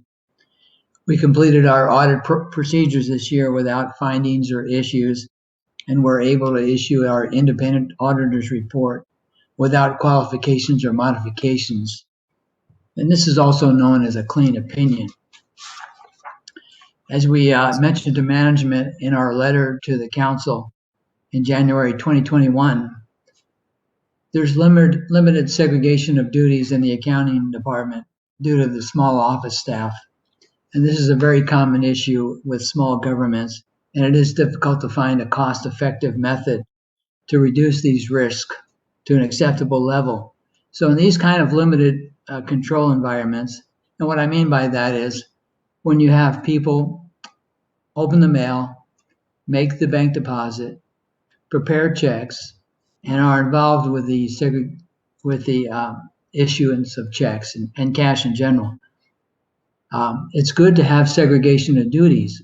In these kind of issues, it's very important for the City Council and those charged with governance to let employees know on a regular basis that fraud will not be tolerated. And if violated, there are circumstances that could lead to their termination. We have found that when there's communication like this on a regular basis, the employees become aware of the risk involved in misappropriating assets. So that's one of our recommendations: is the council and the management be involved with talking to staff members on a regular basis about integrity and honesty and the protection of these city-owned assets. These are citizens' public trust money that you are involved with. The virus has affected many California cities, as you all know, especially those involved with tourism and sales tax. And of course, sales tax and tourism, or TOT, hotel tax, is the primary operating fund sources of revenue for the operating fund. In the case of Trinidad, property taxes generally provide for only 15% of the operating revenue, where sales tax provides as much as 40% of the general fund operating revenue. And then TOT, or hotel tax, provides 20%. And then the rents from vendors such as the Verizon and the other people that rent city property provides 10, 15, 20%. But this particular year, fiscal year 1920, the rents provided close to 20%, and Verizon paid the town over $100,000 for rent for the head. So as you can see, any town that's involved with tourism is subject to fluctuation in revenue, and this year in particular. So as we all know, any disruption to those revenue sources can severe, I don't think that's me, it can provide severe limitations to the city in providing citizens with the services that they normally provide. So what other cities have done because of this virus issue is reduce the hours that employees work to 4 days a week, and other cities reduce the limited hours at the front counter. Now, Trinidad already implemented this a couple of years ago by reducing public counter hours so that they could get some work done. So these are what some of the other cities have done because of the virus. Some cities actually have good cash flows and are able to help their local cities with operating grants, just straight cash, to help some of these small businesses stay in business. Another thing we've seen lately is that with the lower interest rates, property sales are increasing through the roof, which is a good thing for cities that get a good portion of their revenue from property tax revenue. Now, normally property tax revenue increases 2% because of Prop 13, but because of the numerous prices of property tax or property revenue and related property tax, cities are getting an extra bonus through property tax revenue up through reassessments. So that's one of the benefits that some of these cities are operating under right now. And of course, the biggest unknown that most small cities face is how is the state's budget going to affect them? If you remember 15, 20 years ago, during that recession of 2008, the revenue dropped suddenly and the state revenue dropped as well. And the city or the state figured out a way to borrow money from the cities through something they call the triple flip, where they take the sales tax money that goes to you, then they borrow it back and they promise to pay it back in 3 years. Well, just last summer, the state estimated an annual budget deficit of $54 billion. Then in January this year, the state estimated a $15 billion surplus. So in 6 months, they had a $61 billion swing. Now, the reason I tell you this is how is it going to affect the city finances? Well, of course, we don't have a clue how it's going to affect the cities, other than a lot of these grants that the city has been receiving for the past 5 years for infrastructure improvements. There's no guarantee that that revenue is going to be there in the future. So if we look at history, the state will always figure out a way to borrow money that the city is legally entitled to. Now, speaking of grants, it's been very noticeable in the past couple of years how much the city has received in state grants for their infrastructure. Actually, it's very impressive to see how much money you've received, when literally millions of dollars, because I remember when your annual budget for the general fund was just $200,000. So having a grants manager has really worked out well for the city. Conversely, the $100,000 annual state grant that the city received for its cops, that was due to expire in 2011, and the state continued paying that to the point now where it's almost expected. And it's not likely that the state will stop that grant to small cities, even if their budget is endangered. So one thing that Trinidad has really done that is very impressive is they've set aside some good reserves for that proverbial rainy day. So no matter what the state throws at you, you should be able to get by for 1 year. Let's see. So we know how fragile the economy is. We've all seen it just literally fall apart in less than 6 months. So the city of Trinidad has done really well in increasing their reserves for that rainy day. One thing they can do, and what other cities are doing, is cultivating their revenue sources. Now, what I mean by cultivating revenue sources is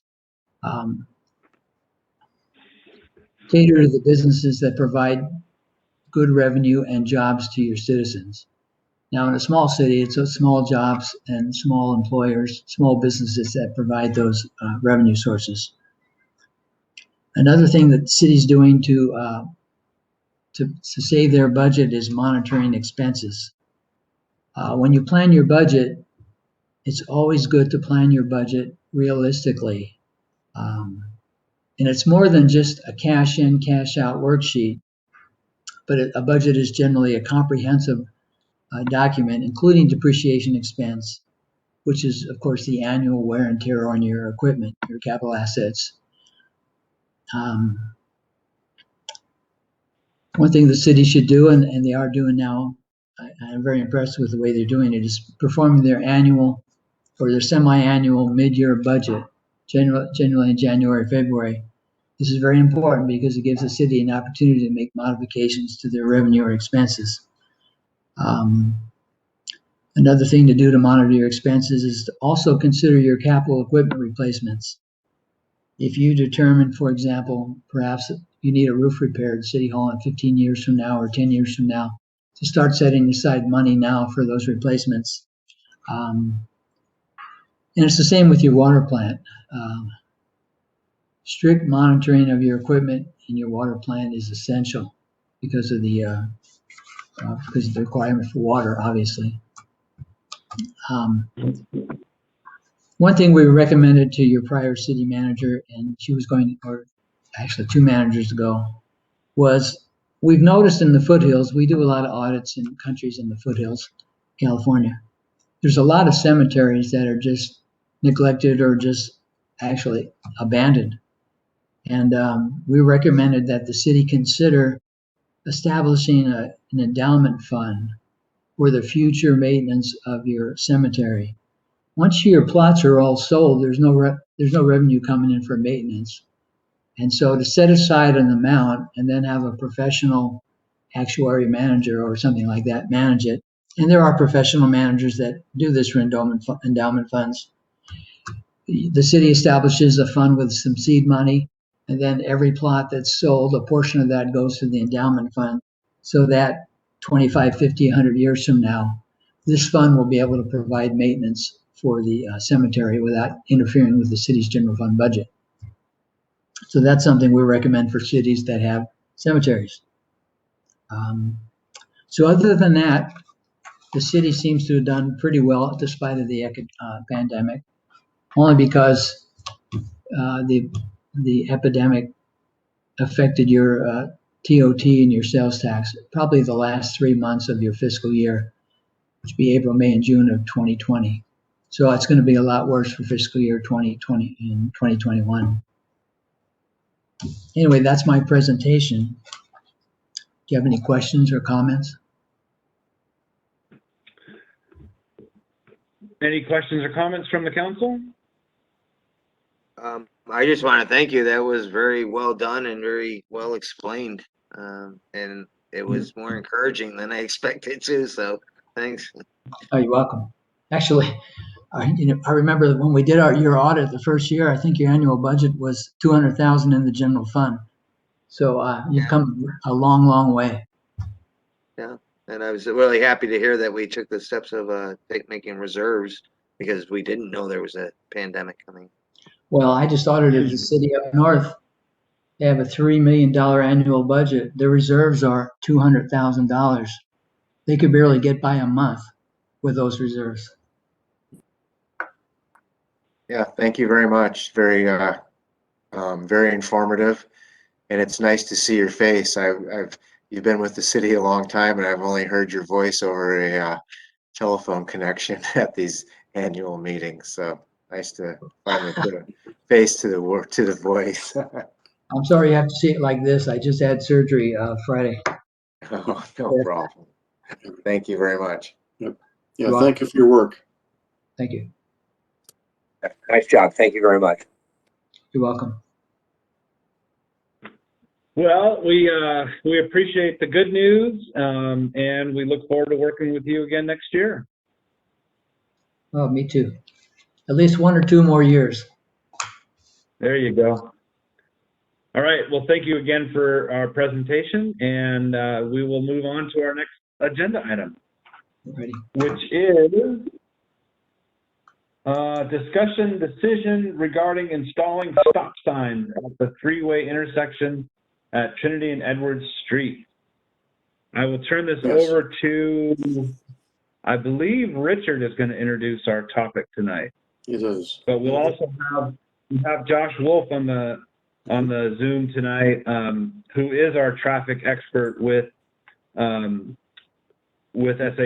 So we have a lot of experts in the room. So Richard, why don't you start with this? Okay. And then Eli, and then Josh.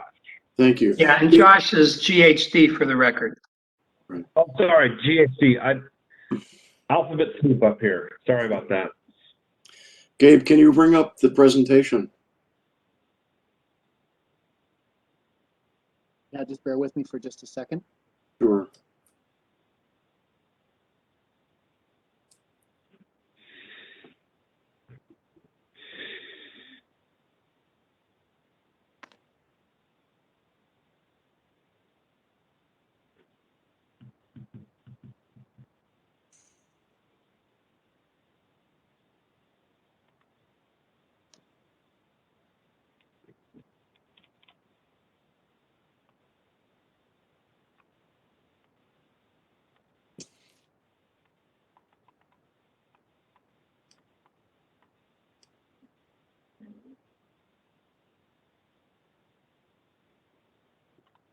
There you go. Thank you. Can everyone hear me okay? Yes, sir. Okay, thank you. I'll try to make this short and sweet. I want to talk about enhancing Trinidad pedestrian safety, and I put together a short report which will help support what I'm going to be requesting at the end of this. Gabe, next one. So as we all know, we live in a California gateway city. Visitors love to come here. They love to get a view of the rocks along the coast. They enjoy our restaurants. Again, it's part of our city's appeal. And there are plenty of folks, both locally, regionally, and nationally, that come to visit every year. Next. There is, however, one intersection that continues to be part of an issue. And it's really at the intersection, the T intersection of Edwards and Trinity Streets. People park their cars along the side of the road. They don't often obey the 20 mile per hour speed limit. And there's lots of pedestrians walking around. And it's kind of a bad combination to have in a very small town. Next. One of the issues if you come and visit the street is that we had a new slurry surface put on the streets, but they left out some of the lines. So when you go to make the turn, you're not really sure where the center lane is or where the edge of your lane should be. So at times it gets confusing when you have two cars in the intersection and they're not sure exactly where they're supposed to go to make a turn. Next. The other issue that makes it confusing is they drive toward the coast. They see this wonderful view, and often there are plenty of pedestrians walking around. You'll notice there's an arrow sign at the base of the flagpole, which would kind of indicate that you're supposed to turn right when you come to the intersection. But often when a truck or a car gets there, they may be looking for a place to park. They end up stopping and looking, and often finding if they turn left, it's a better place to park because there are parking spaces up there. So you often see drivers hesitate at the intersection, and some essentially stop, look both ways before they proceed because they're not really sure exactly where they're supposed to go. Next. The other thing that occurs early in the morning and late in the evening, I wrote a paper about this in optometry school called veiling glare. When the windshield isn't clean, and especially for senior citizens, when you have bright sunlight, it creates a loss of contrast, and it really helps to cut back on the ability to see walkers or people in the streets.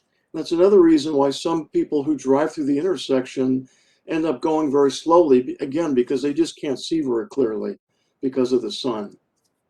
Next.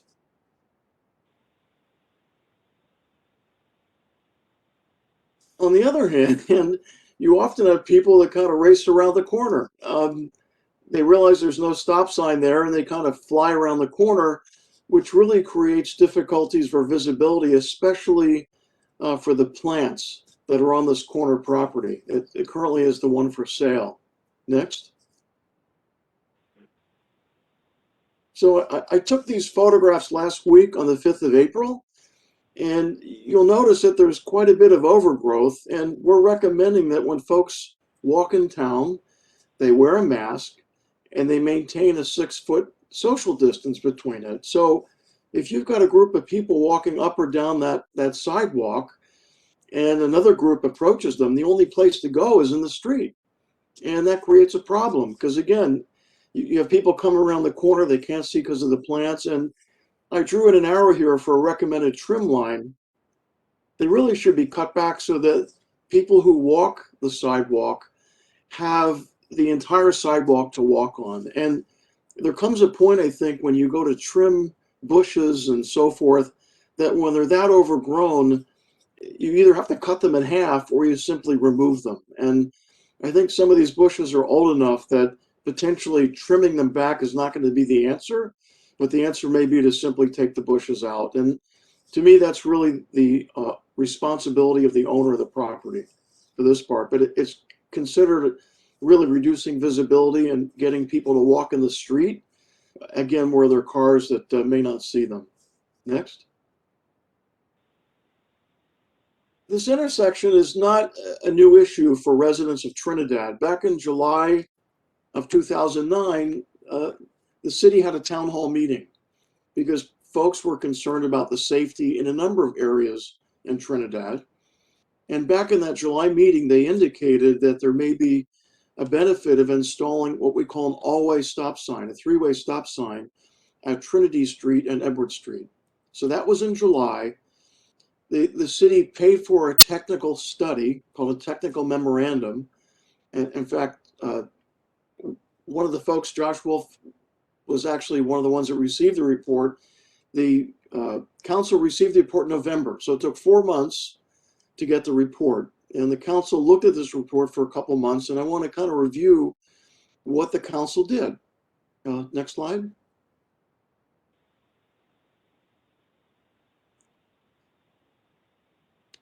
Oh, I think you missed one. Is there another one? Oh, I'm sorry. Go ahead. Keep going then. I'm sorry. Okay. So before I get to the council, I want to just review 2 sections in the technical memorandum. These are recommendations made by the folks that did the analysis. And section 3.1 indicates that it's justified to have a three-way stop sign at Trinity and Edward Street because of the satisfaction of a warrant and sound engineering judgment. There has to be certain conditions to recommend an all-way stop sign. In this intersection, satisfied a warrant and sound engineering judgment. In addition to that, section 3.2 indicated that you need to have a crosswalk, but you need to have a crosswalk in combination with an all-way stop sign at this location. So these are the 2 technical memorandum recommendations made back in 2009. Next. So I want to review without judgment what the council did. They met in January 13th, and they passed a unanimous resolution to paint some curbs red. They also authorized an Edward Street Safety Advisory Committee, and they also were trying to put together a resolution to justify the 20-mile-per-hour speed limit on Edward Street. So a month later, in February that year, 2010, they made no decisions again further than what they did the last month, but they did review the safety actions. They looked to see if they could get a Caltrans grant to help them with transportation planning, and they asked the city manager to come back with a list of improvements and a grant update the next month. So the third month the council looked at it, they did pass a unanimous resolution to install the crosswalk. They did that without the stop signs. They relocated a center line, they painted a pedestrian lane, and painted fog lines at the edge of the road, which means essentially they agreed to paint the road, but not do anything further at that particular stage. Next. So from a safety perspective, what I am recommending is that we make this intersection according to the 2009 technical memorandum that the city paid for by an independent analysis to make Trinity and Edwards an always stop intersection. There's already one stop sign at the bed and breakfast. There will be one added on the Trinity side and one added on Edward Street side. I did request a question to Trevor Parker back in December whether or not the city could put up stop signs without requiring Coastal Commission permission, and she said that's accurate. If the city wants to put stop signs in, they have enough information and enough support at this point based on the study they paid for back in 2009. In checking with GHD, the cost of the stop signs would be approximately $350 each, which would be paid for by the current downtown pedestrian connectivity project. It would not cost the city anything. It would be simply folded in to the current project. And I have stated that the work is going to begin in 2 weeks, but the work already began this week on that particular project to create ADA compliant sidewalks in the city. So my analysis so far indicates that the city initially had concerns by residents about safety. the city paid for and commissioned a study which came back and recommended an always stop sign at this corner. But at that time in 2009 and 2010, the city only decided to paint, not to do a stop sign or make this an always stop sign intersection. So I know there'll be plenty of discussion. I had heard indirectly that there may be some concerns with cultural resources, that putting stop signs so close to the bluff might be upsetting. So I sent this presentation both to the Yurok Tribe's Cultural Monitor, and I also sent a copy of this to the Churi Ancestral Society asking for their comment to make sure that everyone is in agreement that we can put a stop sign at the top of the hill to prevent hopefully somebody from getting in trouble or getting hurt. So after the discussion, if you can go to the last slide, Gabe, please. I'd like to make a resolution or a motion to increase pedestrian safety by adding 2 additional stop signs at the intersection of Edwards and Trinity Streets with the expense covered by the Downtown Pedestrian Connectivity Project. So that really concludes what I wanted to present. I'm hoping there'll be plenty of public comment and also comment from the council to reach what I think a satisfactory conclusion to this issue. But thank you for your time. Thank you, Richard. Why don't we have Josh Wolf weigh in, just because his involvement has been since the beginning. Josh, is there anything that you would like to add to Richard's presentation? Not too much to add. I would just support, a lot of the presentation facts and conclusions that Richard made. Certainly this has been looked at for a number of years. It can be certainly a confusing intersection. The traffic patterns can be a bit ambiguous, which further causes confusion. So this certainly is an intersection, does meet the warrants to become an all-way stop. So from a technical standpoint, I think it's absolutely supported if council does wish to pursue that. As far as the cost, I think Richard was pretty accurate. The bid cost from REO Construction, who's doing the current work on Trinity Street, is $350 per sign. There'd be a little bit more cost because we need to do some striping as well. We'll need to add a stop bar on Edward Street as well as the stop markings. So you're probably looking at, $1,500 or so, but there is contingency in that project to cover that. So I don't anticipate any additional costs from the city from that aspect. So yeah, I think I'll leave it at that unless there's any questions. Well, from your perspective, Josh, I'm curious about the visibility of the stop sign on Trinity Street as you're approaching the bay. It seems that large vehicles often park there. It's starting to slope down. Is there a way to mitigate the potential difficulty in seeing a stop sign, given just the lay of the land there? I'd have to go out and look at it. I did look at it just on Street View recently. There's a pretty long red curb there already. So it seemed to me that visibility would be adequate. In addition to the sign, there would also be the markings in the road. So if someone wasn't able to see the sign, they would certainly hopefully see the marking. So I don't foresee any issues, but I'd have to take a closer look. Okay. At this point, Gabe, would you mind to stop sharing just so that we can see all of the participants? Sharing of the screen. There we go. Thank you very much. Jack, question? Comment? I'd like to ask Josh a question. We've walked up and looked at this, and the same question Steve had.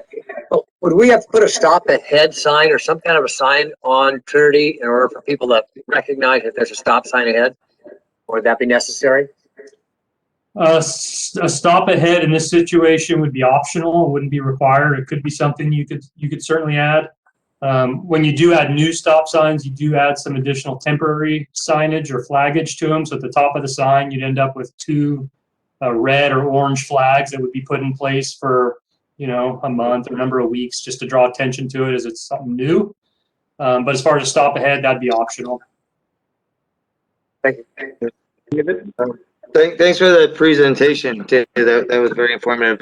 I wondered if there was any discussion about like the one going down Trinity being a yield sign or something where there wouldn't be 3 total stop signs, the one coming up, because I always envision the crosswalk going across Edwards as well, because people walk there constantly. So, it seems like they need one, but it would be almost a yield. Obviously, California laws yield to pedestrians, just to keep part of it going, because it almost seems like people get stumped at always stops a lot. Yeah, you can't mix yield and stop, so you couldn't have those at the same intersection. And then as far as a crosswalk across that western leg of Edwards, that has come up. At this point, we don't recommend it because we are concerned with the lack of ADA accessible route. It's not a legal path of travel through there. It's a highly used area for people out of town and tourists. So I would just caution to put a crosswalk there, which likely would not meet the standards for a crosswalk. It's certainly something that could be done in the future, but I think it'd be could be a more expensive, more costly, more in-depth improvement at this point. Probably not necessary. It also, Okay, the other great. reason, sorry, just real quick, the other reason that we wouldn't put one there is that is, the Trinity and Edwards have higher traffic volumes. So if people are going to cross that Edwards Street, we would prefer, frankly, that they cross on the east side where volumes are less. Right, okay. Thanks. Other questions from the council for Josh or Richard at this point? All right, I'm going to bring it out to the public. Any public comments on this agenda item?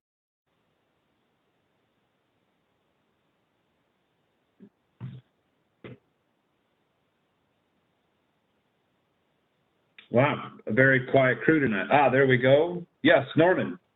Norman Thompson, You're on. Oh, there you are. resident and homeowner here in the beautiful village of Trinidad.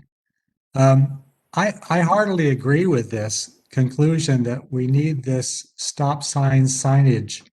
I think that corner was one of the first things that I noticed when I moved here as being an unsafe intersection. As a matter of fact, I was almost hit twice out taking a walk by people veering around the corner there. And I don't think we want to lose our citizens that way, and we don't want to lose our visitors that way, or attract that kind of negative attention by having people hurt, maimed, or killed in our town. And so there's an easy solution, and it's the solution that I hope that you'll vote for this evening, and that is to put the proper stop signage in that intersection. The 3-way stop is, I think, the only way to go, the only way to ensure that people are going to pay attention before they proceed. Thank you for your time. Thank you. Other comments from the public? Bryce. You're on mute, sir. You're on mute, Bryce.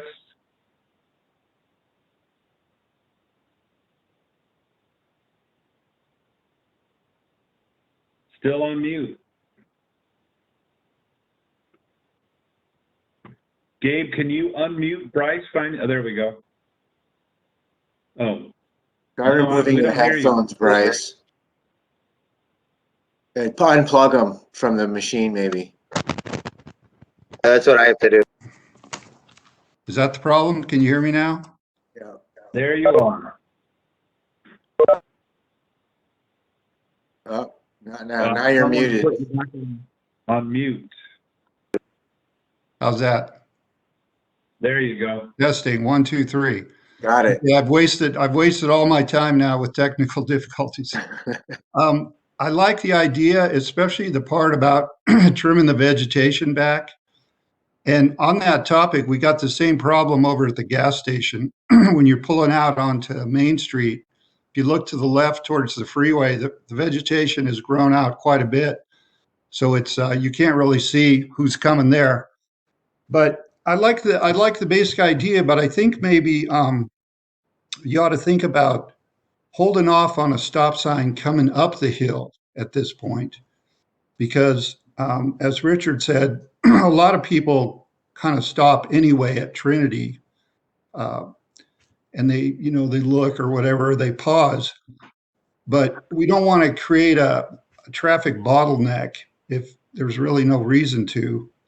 And the other thing that should be done, regardless of stop signs, is the stripage. Used to could follow that around to the left as you're coming up the hill, and people would just naturally turn onto Trinity. And that's better than if they go straight and come up Ocean, because Ocean's not designated as a main thoroughfare. It's not as wide, it's totally residential. So I think we ought to discourage people from that. And if you have an additional stop sign at the top of the hill, it might give them a chance to stop and look and say, oh, I could go straight here. And I think we should discourage that. So I like the basic idea, but I think you ought to think about starting with one stop sign, see if that solves the problem. If it doesn't, you could add the third one later. Thank you. Josh, you had mentioned something about you can't mix stop and yield. Is there any consideration about the number of stop signs in the three-way and how the safety is maintained? Yeah, I would be concerned about causing some unintended consequences of further confusion. This analysis was for an all-way stop that was done, so that would be all legs of the intersection have stop control. It was not done just to add a single stop sign onto southbound Trinity. I could certainly ask our traffic engineer about that, but I do not believe that would be a recommended improvement at this point. Okay. Other public input at this point? Seeing none, I'm going to bring it back to council for final discussion. Well, I did appreciate Bryce talking about the overgrowth of the plants. We had a woman who was had a baby carriage, and she was walking the streets. She said there's places where she gets shoved out into the street. So I really think that's another thing to follow up. And I appreciate that Richard brought that up, because last year we went out and cleaned all our plants off of the side, back from the sidewalk, because we felt that was unfair. So I think that's a really good idea to start looking at these plants that are overgrowing the sidewalks. That was a nice addition to this little piece. So thanks, Richard, for adding that in. Tom. Yeah, thanks for the presentation, Richard. I agree that something needs to be done with that corner. And we talked about this on my previous stint in 2012 or something like that. I do agree with Bryce Kenny about the stop sign coming up, and also for another reason. So I think stripage would help going around that corner. I think we used to have that at some point. I'm not in recollection. That would direct traffic to the left. But we're also, like I mentioned earlier in the STR, we're a fishing village, and fishing trucks that are hauling crab pots, etc., up from that hill, and sport fishermen, etc., hauling boats up. Stopping on that incline could create problems for people driving. It just makes it more difficult for them to get started again when they're hauling 50 or 60 crab pots up on a trailer. Recreational people hauling boats that they only haul a couple times a year, perhaps, having to navigate that stop and go around that corner. I definitely think a stop sign at the end of Trinity is warranted, and I could support this with one stop sign, but with all due respect to traffic engineers, which I'm not one, but I walk on that area every day, and I think if a stripe was right there, people just follow that around, and I don't see it would be super confusing, just from a layman's point of view and watching people's reactions at that corner. So I would be in support of striping around that corner to take traffic where they could clearly see where they go onto Trinity Street, and a stop sign at the end of Trinity before turning right onto Edwards. David, I saw your hand go up. Yeah, I'm just pretty much gonna reiterate what was said before, like, I don't know, it seems like everybody wants a different option here besides the recommended one from 2009, maybe because it was so long ago. They think laws of physics change, but I agree with, Councilmember Davies about that stop, because I live on Edwards too, and it's a lot of, inertia for them to get up that hill when they got a bunch of trailer behind them, and then to get going again around the corner, so. That's something that GHC could look into to see if the stripe would be enough, or is it pretty cut and dry that the always stop is the recommendation, and you feel like that's going to be the final recommendation at this point? Richard? Yes, with all due respect to my fellow councilmen, the technical memorandum indicates the safest way to make that, or the best way to make that intersection safer, is an always stop sign. Section 3.1 indicates, section 3.2 indicates.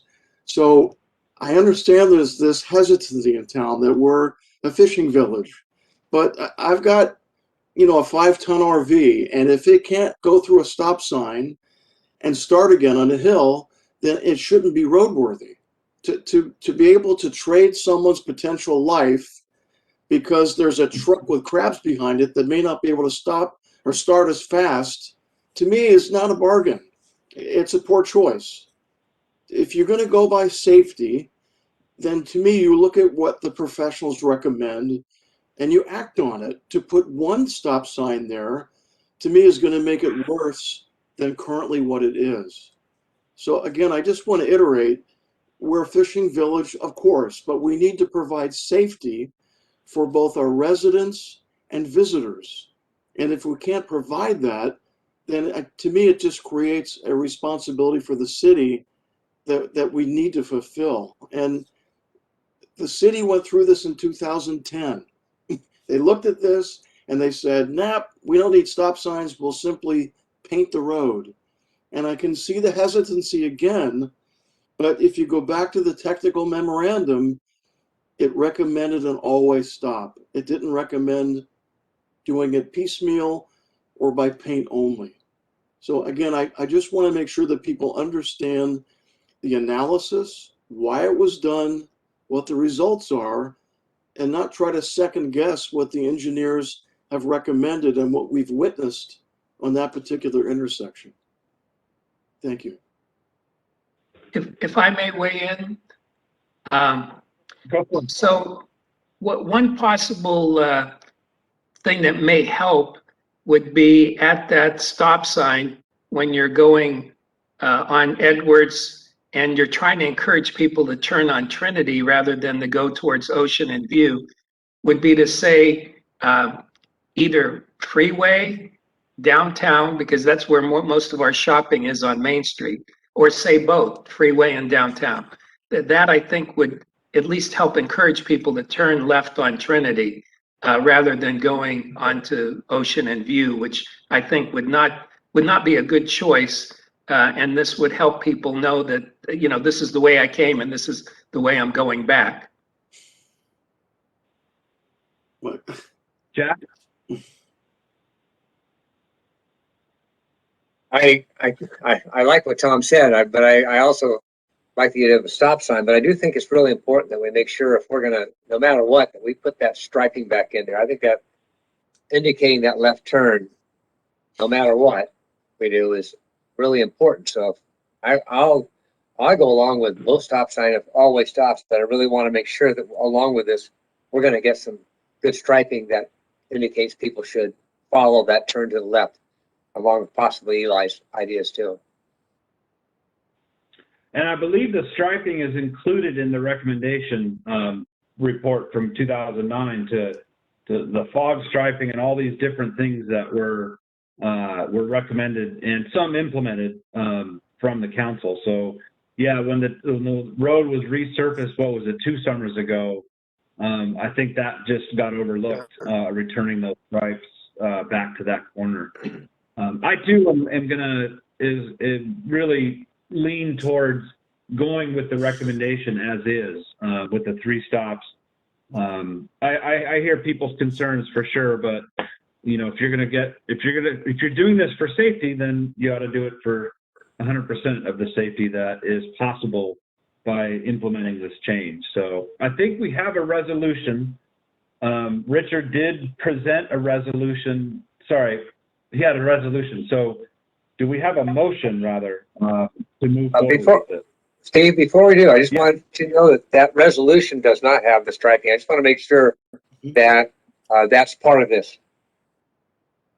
Okay. And I was gonna say, was the plant stuff part of it too? Or I'll just wait till you read it.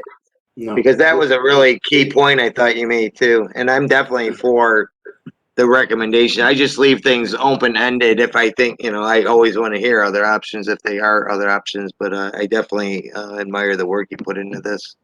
So if you have it ready for a motion, I'm ready to listen. So, do you may read it again or review it?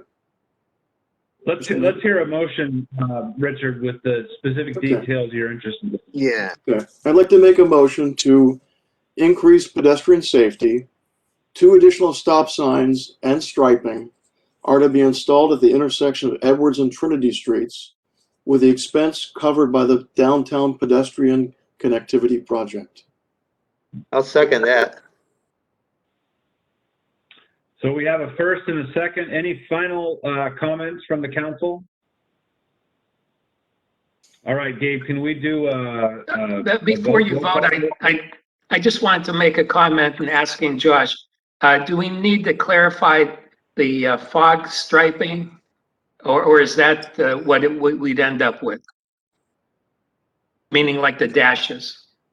Yeah, well, I prefer you wouldn't actually. You know, striping and signage and markings needs to conform with the standards, the Manual Uniform Traffic Control Devices, which is a federal and state standard. So what I would prefer to do is talk to my traffic engineer and bring forward this concern about the center line striping. And if, excuse me, if they're in concurrence that should be included along with the stop markings and the stop signs, then we could include it. If he believes that could cause other confusion or some other issues, then I would want to go along with his recommendation for that. So really what we're doing is we're making a motion with the added piece of seeking that final specific recommendation from the traffic engineer with GHD. Is that an acceptable amendment to the motion? The other option would be to leave that curve center striping out and make that a separate discussion item rather than to halt this. I don't want to make it so complicated that all of a sudden you can't do one without the other and then you don't get it done at all. So I prefer that we look into getting the curve on the road made as a separate item. I think it can be done very quickly, very simply, but I'd rather not make this too complicated and then have it not happen because there might be a complication with the curve on the road. Put it that way.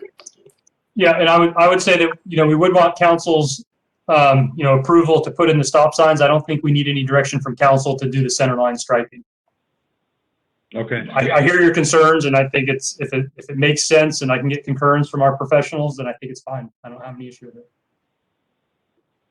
And I mean, really, Josh, the council wants the striping. We just want to make sure it's done in a way that is consistent with the other work being done. So, so we have a first, we have a second. Gabe, can you do a roll call vote, please? Yes, we'll get right at it. Councilmember West, Yes. Clumpus, Yes. Ladwig, Yes. Grover, Yes. and Davies. No. Motion carries 4-1. Davies, no. Thank you for that, Gabe. Thank you for that discussion, gentlemen. And Josh for weighing in with us. We will move on to item number 4, discussion decision regarding resolution 2021-03 authorizing city manager to sign a USDA grant agreement to develop preliminary engineering report to address the failed Van Wyck water main. City Manager Eli, can you please introduce this topic? Sure. So this is a grant for $30,000, and it's from USDA Rural Development. And the purpose of it is to address the water main relocation from Van Wyck Street to potentially having it on Edward Street. And then that would be a permanent repair. Currently, we have a temporary repair that's existing on Van Wyck that we did this past year. So the $30,000 is to do the PER, which would be the preliminary engineering report. And that's what the grant would cover. And that would determine the feasibility of doing the pipe water main, relocating it to Edwards and the size of it. And then there's a resolution attached also. So I'll entertain any questions. Questions for Eli regarding the resolution to authorizing applying for this grant from the council? From the public? Seems pretty straightforward. As I understand it, there's no cost to the city. Looking at the finer print, this is covered 100% by the USDA grant, so there's no cost to the city. Is that true, Eli? Yes, there is no cost to the city, and I do want to indicate that we had already submitted for the grant. They indicated to us that they're in the process of approving it. There was a question whether or not it might have been approved by today's date. But either way, it should be approved probably within the next week or two. And the resolution is simply for me to sign it. Yeah. Tom? Can I ask a question about the grant real quick? Sure. So this is just for their engineering report, correct? And then Yes, that's correct. we'll have to be looking elsewhere for funds to relocate and. Exactly. Okay. Bryce, I think I saw your hand go up.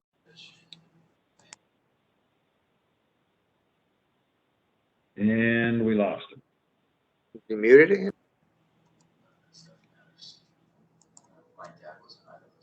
Man, I'm all thumbs with the controls tonight.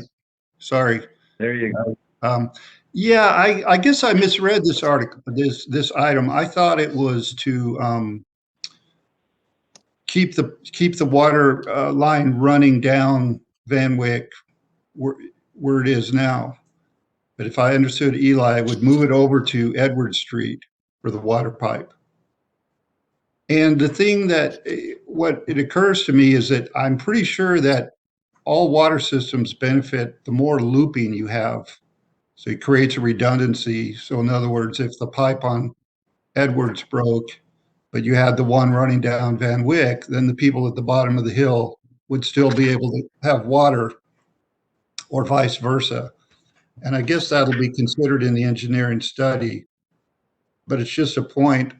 I wanted to make sure that's not lost on everyone. That it seems like there could be a downside to moving it over to Edwards because you'd lose that redundancy of having an extra line. That was all I wanted to say. Thanks. All right, thank you. Other comments or questions from the community? Jack, did I see your hand go up? Nope. All right, at this point, we have exhausted our comments. Do we have a motion to approve city manager to sign the USDA grant? I'll make a motion to approve that the city manager sign the USDA grant and proceed with a preliminary engineering report to address failed Van Wyck water main. I'll second it. First from Grover, second from West, I believe. Gabe, can we do a roll call vote, please? Yes, sir, Mr. Mayor. We'll start with Councilmember West, Yes. Clompus, Yes. Ladwig, Yes. Grover, Yes. and Davies. Yes. Motion carries 5 and no. Thank you very much. Moving on. Discussion decision regarding revised draft resolution 2021-02 establishing water advisory committee. Ms. Levine, just so you know, I'm going to be calling on you here in just a minute. So I'm going to start with our city manager, though, who's going to introduce this item, please. Okay, so we had this on the agenda at the last meeting. This is to create a water advisory committee. And we had the resolution on the agenda, and the only area that needed modification was the committee membership. And at the last council meeting, it was decided by the council, at least given us direction, to have the Water Advisory Committee consist of 5 members, 2 from the City Council, 1 from the Planning Commission, 1 Trinidad water customer who could live within or outside the city, and the Public Works / water plant director. So this resolution was modified to accommodate that. In addition to that, maybe we can make it clear today in our discussion, but in what I have heard since our meeting was that the water, I can't remember exactly what it's called, but what the water study that was prepared by Trevor, and as far as the conservation, that had suggested having a water response team, which basically can address conservation issues and how to best address that, because we are going to be facing that this year. So I'm seeing the Water Advisory Committee to be focused on redundancy and trying to find some other possible ways to bring water to the city, and such as the ones that have been suggested by Supervisor Madrone. And then in addition to that, we'd have this separate water response team, which would have a different composition and would entirely be geared towards finding conservation methods and addressing water shortage. So I'll entertain any questions and comments. Questions or comments for Eli? That the second group would be the ones that would bring back recommendations to the council. Is that what the second? Well, the response team is strictly regarding the drought and shortage, water shortage and drought. And they'd be focused on, what type of emergency means are necessary to cut back on water usage and to conserve water to avoid a drought. Versus this Water Advisory Committee would be focused on finding alternative and additional ways of bringing water into the city. Okay, thanks. That makes sense. Richard, I saw your hand go up. Yeah, Eli, it would also involve things like helping to cut back on leaks in the system, working on the storage tanks, but it's really to make the system more water resilient, versus the shortage committee is really now how do we talk to our citizens about a water shortage, and how do we help them cut back on the use of water? So this very important standing water advisory committee is really a public a committee that would have public meetings that would generate a plan to help, again, increase water resiliency. It would be quite broad in its responsibility, but it's really about making sure that Trinidad in the future has sufficient amounts of water that it can remain a vibrant community.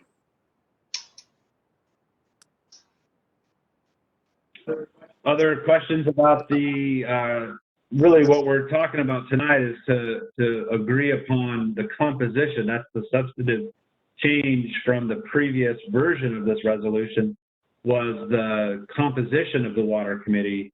Any discussions regarding that?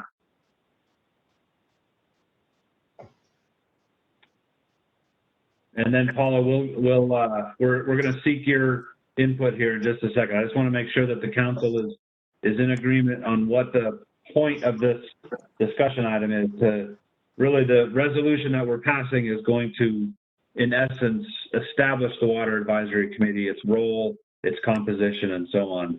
Does the council have any comments or questions regarding that part of it? Okay. Seeing none, let's open it up for public comment on the resolution itself about the direction that the Water Advisory Committee is being asked to take in the composition of said committee. Ms. Thompson. Yes, would include how often the Water Advisory Committee meets? Would that be included in the discussion tonight? I'm checking to see if it's in there already. Yeah, it is. It says we'll meet monthly or on an as-needed basis, either more or less frequently depending on need. Thank you. Ms. Levine, you've expressed an interest in being part of this committee, which is a separate topic. We'll get into committee assignments at a future meeting. But in terms of your interest and your understanding of what we're talking about with the resolution, do you have any input for us tonight regarding just how this committee, this Water Advisory Committee, is put together and what the charge is? I think it's an excellent resolution, and no, I did write a letter to the council, and I don't know if everyone had a chance to read it. It kind of introduces who I am. I know Richard read it and sent me a nice note, and so I encourage council people to read it if they haven't read it, and whoever's in charge of making the decision. I just think I would be a good person as a community member to be a part of the committee. Excellent. What we'll do, just city business wise, is at our next meeting, likely, is when we'll start appointing people from the Planning Commission, from the City Council, and a water paying customer. And so we have your letter of interest for sure. I just wanted to make sure, in essence, you knew what you were signing up for when you submitted that. So that's really what tonight is all about. Well, if I have a moment to answer that question, in sitting in on this meeting, it's the first time I've ever sat in on one of your meetings, and I really have a much deeper and broader appreciation of all the time and effort and work and details and things that you deal with. But in reading the establishment of the Water Advisory Council, my focus is on water. And when you read my letter, if you haven't read it yet, I'm really into bringing all parties together in a non-confrontational manner and really addressing the concerns of all parties. And I had an extensive conversation with John Friedenbach today, but I won't get into the details. That would be something I would share with the advisory committee, whether I'm a member or not. And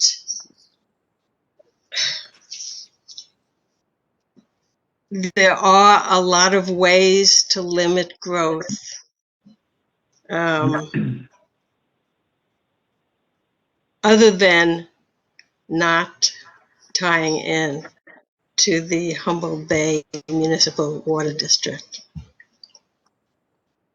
So what I'm hearing is an interest in kind of going down the road that the Water Advisory Committee is going to be charged with. So I'm going to ask, though, that we bring it back to just really the resolution, and your participation will be forthcoming in that discussion.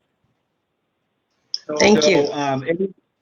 you're welcome. Any other comments? I know it's a long time to wait around for that short discussion, but any other comments or questions from either, we have a small group now, either the council or the community on this resolution and the makeup of the Water Advisory Committee? All right, seeing none, I'm going to ask for a motion. Mr. Kenny? Still on mute, sir. Please, Richard, fix his sign. Can you hear me now? Yes, sir. All right. I just want to weigh in and, express that I think this committee is just way too light on citizen involvement. I really don't understand why we are having two council members who are going to vote on the recommendation later anyway. So they're going to essentially, you have two, all they're going to need to do is convince one more council member to accept essentially their recommendation. And then they've got, the three majority. Let's let the citizens who, pay for the water and have a real stake in having a good, effective water system, have more input on this. And I don't understand at all either why the Public Works Director is a member of the committee. He doesn't, he doesn't have a stake in the water system other than that he's employed by the city to run it. But so those are my feelings. I think we ought to have three citizens. And there's a precedent for that with other committees the city has had. The Trinidad Head Committee had 6 or 7, 8, I don't know, it was a lot more. And so I'd like somebody to make a motion to amend the composition of the proposal to include more citizen input. All right, thank you for your input. Other public comments at this point?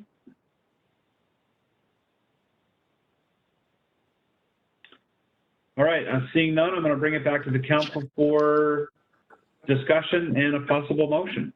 If I can weigh in a little bit, one possible option that can't be considered based upon what Bryce was just suggesting would be to have the composition of the committee be the 2 council members and to have the 1 planning commissioner, and then to have 2 water customers.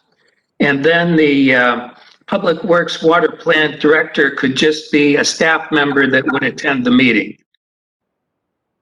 So this way it would give more public input. David? Yeah, I was kind of going in that direction too, because I agree with Mr. Kenny that might be a way to go. And the Public Works Director coming in maybe when needed, when the committee comes up with something tangible to ask about. So that's because I think we've only had 1 or 2 meetings that we discussed the composition of this advisory committee. So I'm not down, I'm not committed to anything right now. So I'm still open. That's why I was kind of surprised that it almost seemed like it was going to be a motion that hadn't been thoroughly discussed. But I'm definitely want to hear from other council members or even members of the public if there's more comments. Richard? Yeah, we went through this discussion a few meetings ago, and all of a sudden it was an 8 or 10 member committee structure, and it was kind of like, this is too unwieldy. So to me, the Public Works Water Plant Director was put on there to try to make the committee membership be realistic about what they're willing to explore, what they can explore. I mean, you could have the membership go off on a tangent and spend months in something, and it wouldn't make any sense, or wouldn't potentially be possible. So the Public Works Water Plant Director was there really to help to create a base, a foundation for the committee, to help be a resource or reference. And if that individual's there at every meeting, then you're going to really have, to me, a more grounded committee of understanding how the current system works, what can be done to add it, what would be his recommendation to get to more water resiliency faster. So this was a committee that was supposed to be nimble, small, be able to learn quickly, make good recommendations based in reality by having the right people. I understand Bryce's comment. If there are 2 Trinidad City water customers, I would be fine with that. So that would increase the committee by 1. But there were very specific reasons why the committee was made up the way it is. And we went through this from like 8 to 10 people, cut it back to 5, and thought this is the right amount to be able to make recommendations that the council can then begin to review and act on. So, If I could just weigh in to Richard, I was the proponent of having a smaller, more nimble committee, and I had identified it as 5 members. And the makeup was changed, but we remained at 5. And really, the suggestion I have now is to keep it at 5, to have the 2 city council members, the 1 planning commissioner, and the 2 water users as members of the committee. And I think we can have the public works director as staff support at each of the meetings. So this way we make sure that, he can weigh in with his expertise to help the committee along. Jack? I think one of the important things about this committee is this is a really important committee that we really have to have a lot of input into. And I think that the committee itself is sort of a voting committee on what we come up with in this group. But I think it's really important that we say this is the voting committee, but we need to have more people there who have expertise. I would hate to have this thing meet without Steve Madrone at least trying to get there when he can, because he's going to be a key member of understanding this. We also have West Haven input that we probably need, since we're going to be using the creek that's in the West Haven area. I think we need to make sure we understand that this water advisory committee is really a committee that's going to be looking at what they get together and making decisions about it and bringing it to the council. But I think we need to really work on bringing other experts in, because as we know in our conversations, Steve Madrone has been the one that's been giving us a great deal of information about what to do. And I think he's a key person, as well as having Ryan and having our public works there, because he's going to present what he sees can happen within our water district. So I'm thinking this is a bigger group of people with this committee group that is going to make decisions as part of it. But I think we need a lot more input if we can get it. We really need to get some experts to come in and help us out. But I do like the idea of 2 water customers. I think that's a very good idea. Tom and then Richard. Thanks. Yeah, I was looking through the minutes of the last time we talked about this, and I agree with Jack. We need people that know how this kind of stuff operates, and if they're, I think Steve Madrone is willing.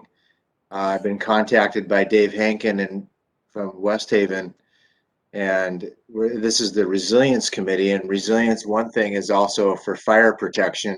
And West Haven has been trying to work with the city for a long time, having a meeting of some sorts to have an intertie for fire safety.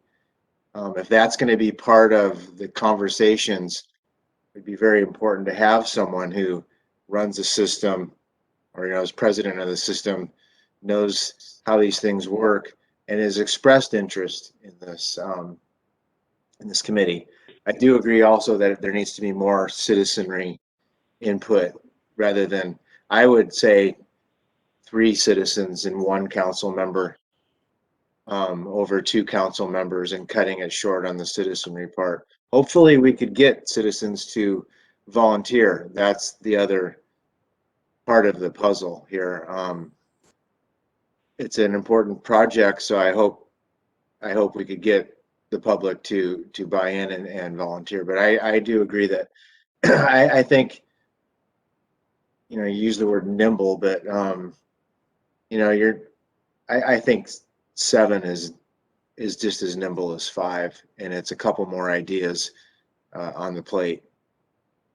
And I voted for this composition, but it was a reluctant vote. So Richard, and then David, but let me just clarify, when we say citizen, we're talking about water customers. Okay, just want to make sure that we're all kind of on the same page. So Richard and then David. Yeah, when we went through this discussion before, I want everyone to understand what we went through. Before we had Steve Madrone on this, we had the West Haven Water District on this, and Sherry Provost made a very good point. This is a Trinidad water system, and Trinidad has to solve the water system.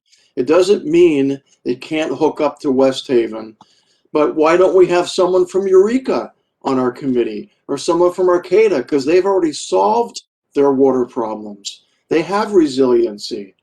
So, the number of people in this committee help drive the process. It doesn't mean that you can't have experts come in at every meeting basically to make a pitch or to talk about what can be done. But when you begin to put outside individuals on a Trinidad committee, I don't see the benefit. I see that they have their own interests at heart, and I don't want Trinidad's path forward influenced by another water district, because that may not be what's in our best interest. That's why this committee membership was really made much smaller. It was Trinidad to determine what Trinidad needs, with the ability to bring in as many experts as needed from any location that's needed. But that's why we kind of worked our way from a huge committee down to a much more smaller, nimble one. But again, I'm fully supportive of adding another water customer. I think that might be helpful. But when you start adding external people as committee members, when they could become more expert witnesses, I think that's a better way to make sure that Trinidad is making recommendations for Trinidad and Trinidad's best interest. Thank you. David? Yeah, it seems like we're getting a theme here too, with people okay with an extra water customer being part of it. And I like it staying refined too. I like Richard's point about keeping Trinidad in it, because I feel like well, I don't want to bring up another discussion that happened before, but a lot of weight was put on people that don't actually live in Trinidad. Personally, I've set up a pump storage system in Shasta that, with the inverter. I put up the solar array. I know how they work. So I was kind of wanting to be part of that committee too. So I'm not, if we did substitute a water customer for a council member and only have 1 council member, I could live with that too. But I agree that to keep it tight in the Trinidad. All right, Mr. Davies. So I appreciate all of the discussion. I could make a motion if you'd like me to entertain a motion. So I move to increase the size of the Water Resiliency Committee by 1 public, a member of the public who is a Trinidad water customer, and leave the rest of the composition the way it is. So just increasing by 1 person that's a customer. If I could, Tom, are you thinking of having our Public Works Director remain a voting member of the committee, and then you have 6 people? Because my suggestion was simply to have 5 and take keep the Public Works Director attending the meetings, just like Trevor, our city planner, attends the planning commission meetings, but she's not a voting member. So he'd be a non-voting member, and in his position would be the second water customer. So the committee would remain 5. I could agree to that. So yeah, I forgot to, I like that, having him as the staff person that's advising on what's happening. So let me revise my motion. So I would like to increase the membership of the Water Resiliency Committee by 1 voting member, including a Trinidad water customer, and making the Public Works, taking away the Public Works spot and adding that as a staff spot, non-voting. I will I'll second that. motion. Sorry, I just had to do something. Gabe, can you do a roll call vote, please? Absolutely. So we've got a motion, Davies, second, Ladwig. Did I get that right? Yep. To increase the size of the water committee by adding an additional water customer for a total of 2. And we're going to kind of remove the Public Works members from a voting to a non-voting member. Before you vote, I would suggest not even using the word increase.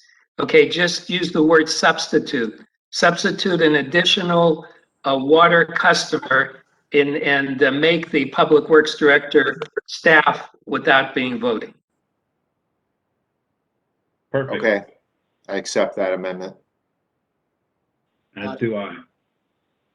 And we'll go with a vote. Councilmember West, Yes. Clompus, Yes. Ladwig, Yes. Grover, Yes. and Davies. Yes. Passes unanimously. Thank you very much, all. And so at our future meeting, we will start appointing people. So we have a letter of interest from Paula Levine. We will seek another water customer to submit their letter of interest. And also Planning Commission and City Council will be added in a future time as well. So thank you for that discussion. So could we direct staff to post this vacancy, or so it's? Yes. Yeah, to seek input to apply for being part of the Water Advisory Committee. That's a good point. Item number 7, discussion decision, Trails Advisory Committee appointment. So Eli, you want to cover this one? Sure. So on this one, we do have appointments for the Trails Committee. And so far, we have received, the Planning Commission has nominated one of their members, Aaron Henkin, to be the Planning Commission liaison in place of Cheryl Kelly, since Cheryl Kelly is going to be switching committees. And she'll actually end up on the Water Advisory Committee as the Planning Commission member. Also, at the last meeting, we had added the Churi member to the committee. And since then, we received an email from the Churi, Sarah Lindgren, indicating that Kelly Lindgren was chosen to be their representative. So we want to have her on for approval. So those are the 2 that are designated by the bodies that are identified. In addition to that, we have what's called the general public representatives. We currently have Gail Kinney as one of the representatives, and then we have a vacant position. For that vacant position, we've received 1 applicant, who is Tim Needham, and I'm hoping Tim is on the call to make himself available so that the council can ask him some questions and determine his interest in being the general public representative. So if you have any other questions, I'll help entertain those. Is Tim on the call? I see calling user number 7. Eli, is that your phone? No, I'm not, I'm directly on this time. I'm not with the Okay. phone. Mr. Needham, is that you using just your phone? Okay, so I can ask, let me just ask Gabe a question. Gabe, do you know if Tim Needham was notified that we'd be asking him and having him on the agenda and asking him some questions? He was notified when he submitted his letter of interest, which, what was the date on that? That was March 19th, that he was notified then. I know for certain that the city would be discussing it at the April 13th meeting, and he's welcome to attend. Oh, welcome to attend. Okay. So I guess we didn't make it clear to him that, you'd be asking him questions. So it's up to the council if you want to address that position tonight, or if you want to invite him for our next meeting, so that you could ask him some questions. Thoughts from the council? I'd love to appoint someone because this has been vacant for a number of years, and we don't really get to ask questions from these entities. They just appoint somebody. So if he's willing to do it, he submitted the letter. I'm willing to listen to him during meetings and take his input. And I think we should just appoint him. I concur with that too. Because, what are we, not like that big of a process. Great. So the action before us then is to really accept Aaron as the replacement for Cheryl as the planning commissioner, to accept Ms. Lindgren's interest in being on the committee, and to accept Mr. Needham's interest in being on the committee. That's the action before us. Any public comment?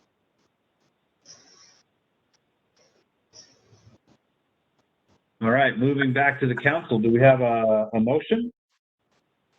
I move to accept planning commission change, Shirei Ancestral Society representative, and Tim Needham to be members of the Trinidad Trails Committee. I'll second that. First and second, Davies and Grover. Gabe, can we have a roll call vote, please? Yeah, Councilmember West, Yes. Clompus, Yes. Ladwig, Yep. Grover, Yes. and Davies. Yes. Passes unanimously. Excellent. Moving on then to our second to the last item here. Well, third if you count future agenda items. The presentation update regarding fiscal year 2021 budget and upcoming fiscal year 2022 budget preparation timeline. Mr. Naffa. Okay, so we were fortunate to have the auditor give some information at the beginning of the meeting regarding the status of our finances. And in addition to that, because we're getting close to the time for the budget, and then speaking to Gabe, our city clerk, he put together some information in your packet regarding the current budget, and then also a potential timeline that we can address for the budget preparation for this year.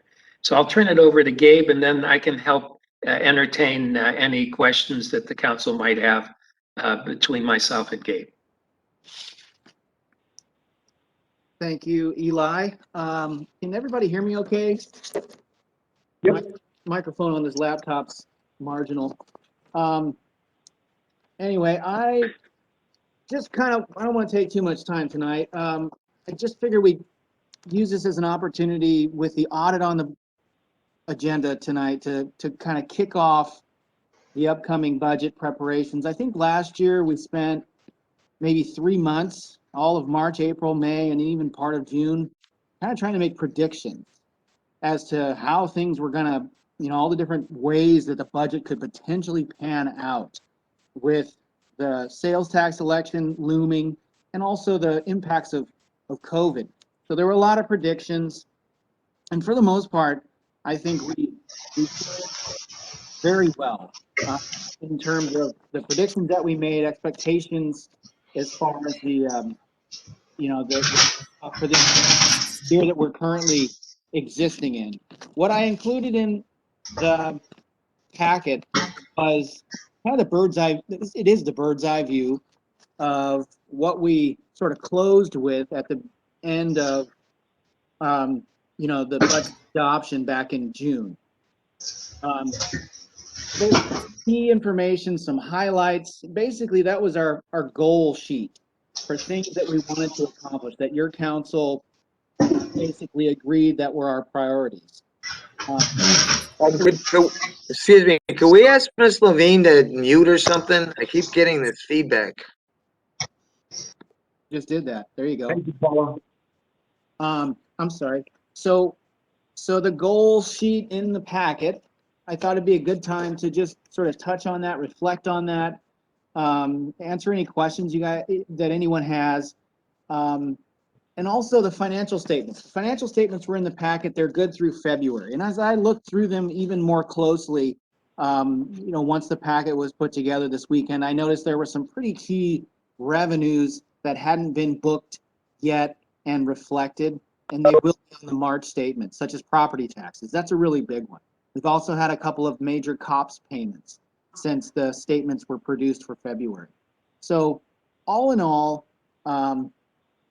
I think we're faring pretty well. I think we're spending a little bit less on our, what do you call it? Like our kind of the projects such as, for instance, the town hall solar. We haven't had that installed yet. So there's an expense that's kind of looming. We're expecting to get it done this year.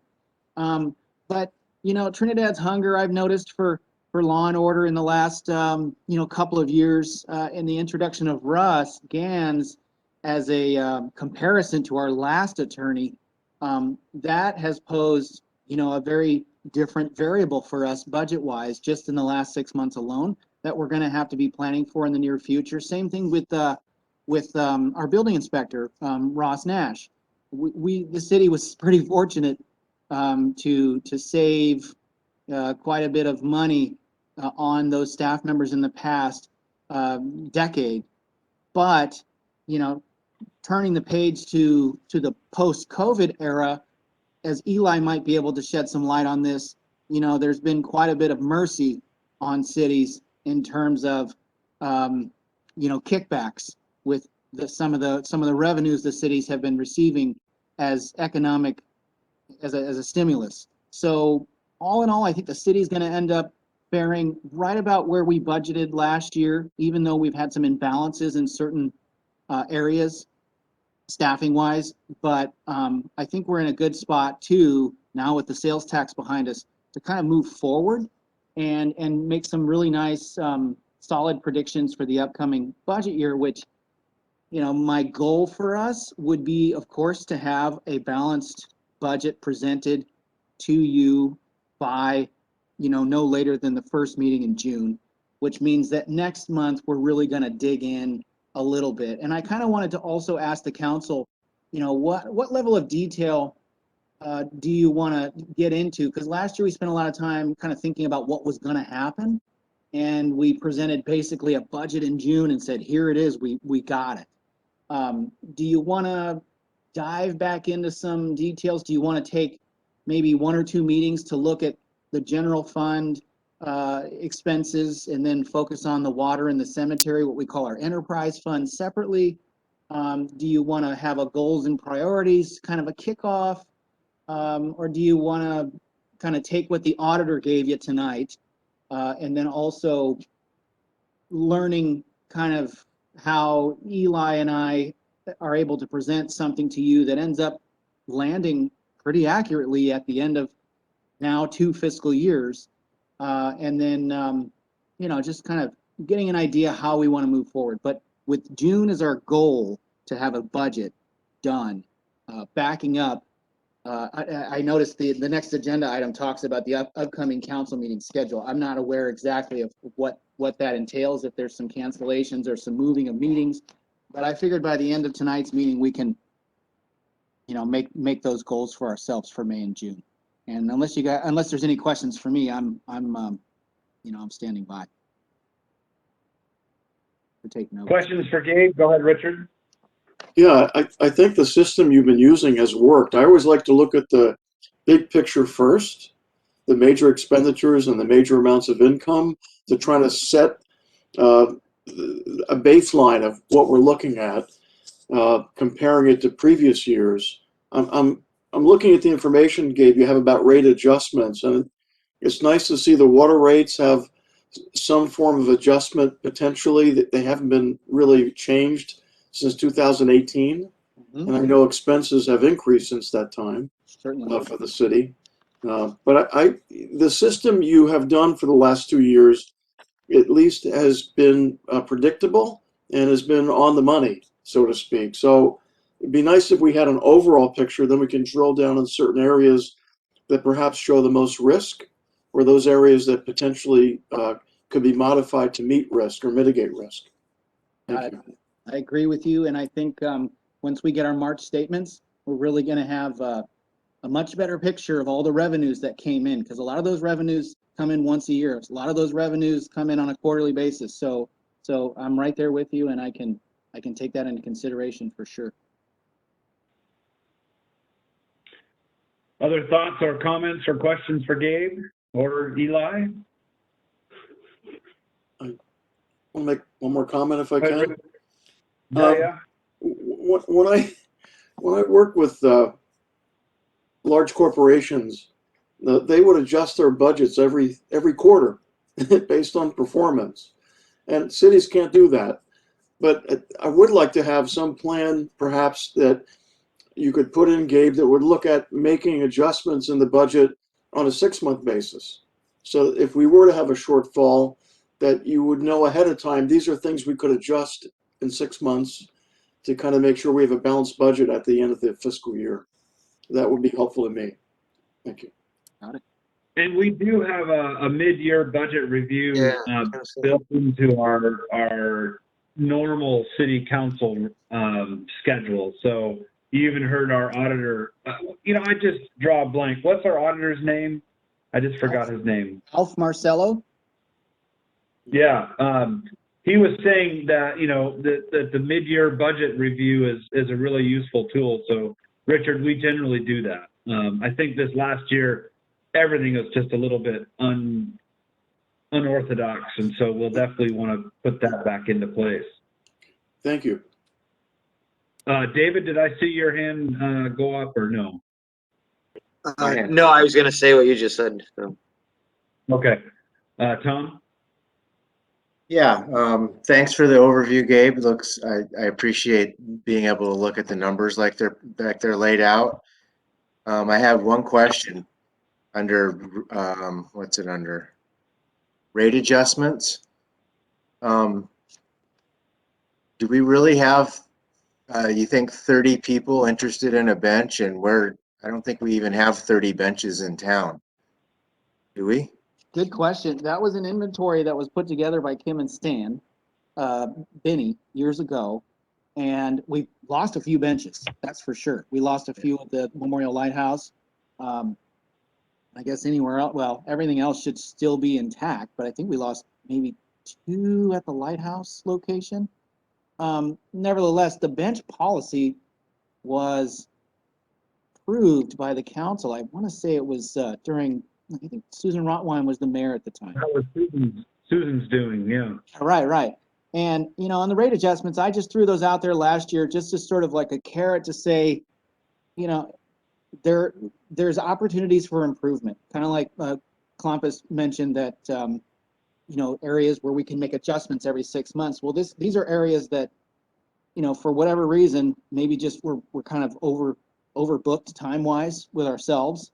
But they're areas that certainly, if we really carved out time, we could focus on and dedicate some time to, as special projects or whatever, to these are ripe, ripe for improvements, I guess you could say. Yeah. I So, was just curious if you had letters from people that were interested in this, because well, that's a lot of money no, that's for our budget. excellent question. I think the way we left it off, and I don't know if we really got to the details at the policy level, but I mean, they passed this policy and basically said, figure it out. So our idea was to, do some light press, for the people that bought benches and have their names on them and that had their names on them for the last 20, 30 years, send out something in the newspaper, a public notice of some kind saying a policy was adopted.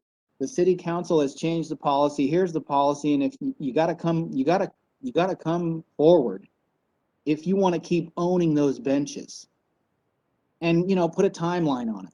And if people don't come forward, then they're fair game, and we can start over.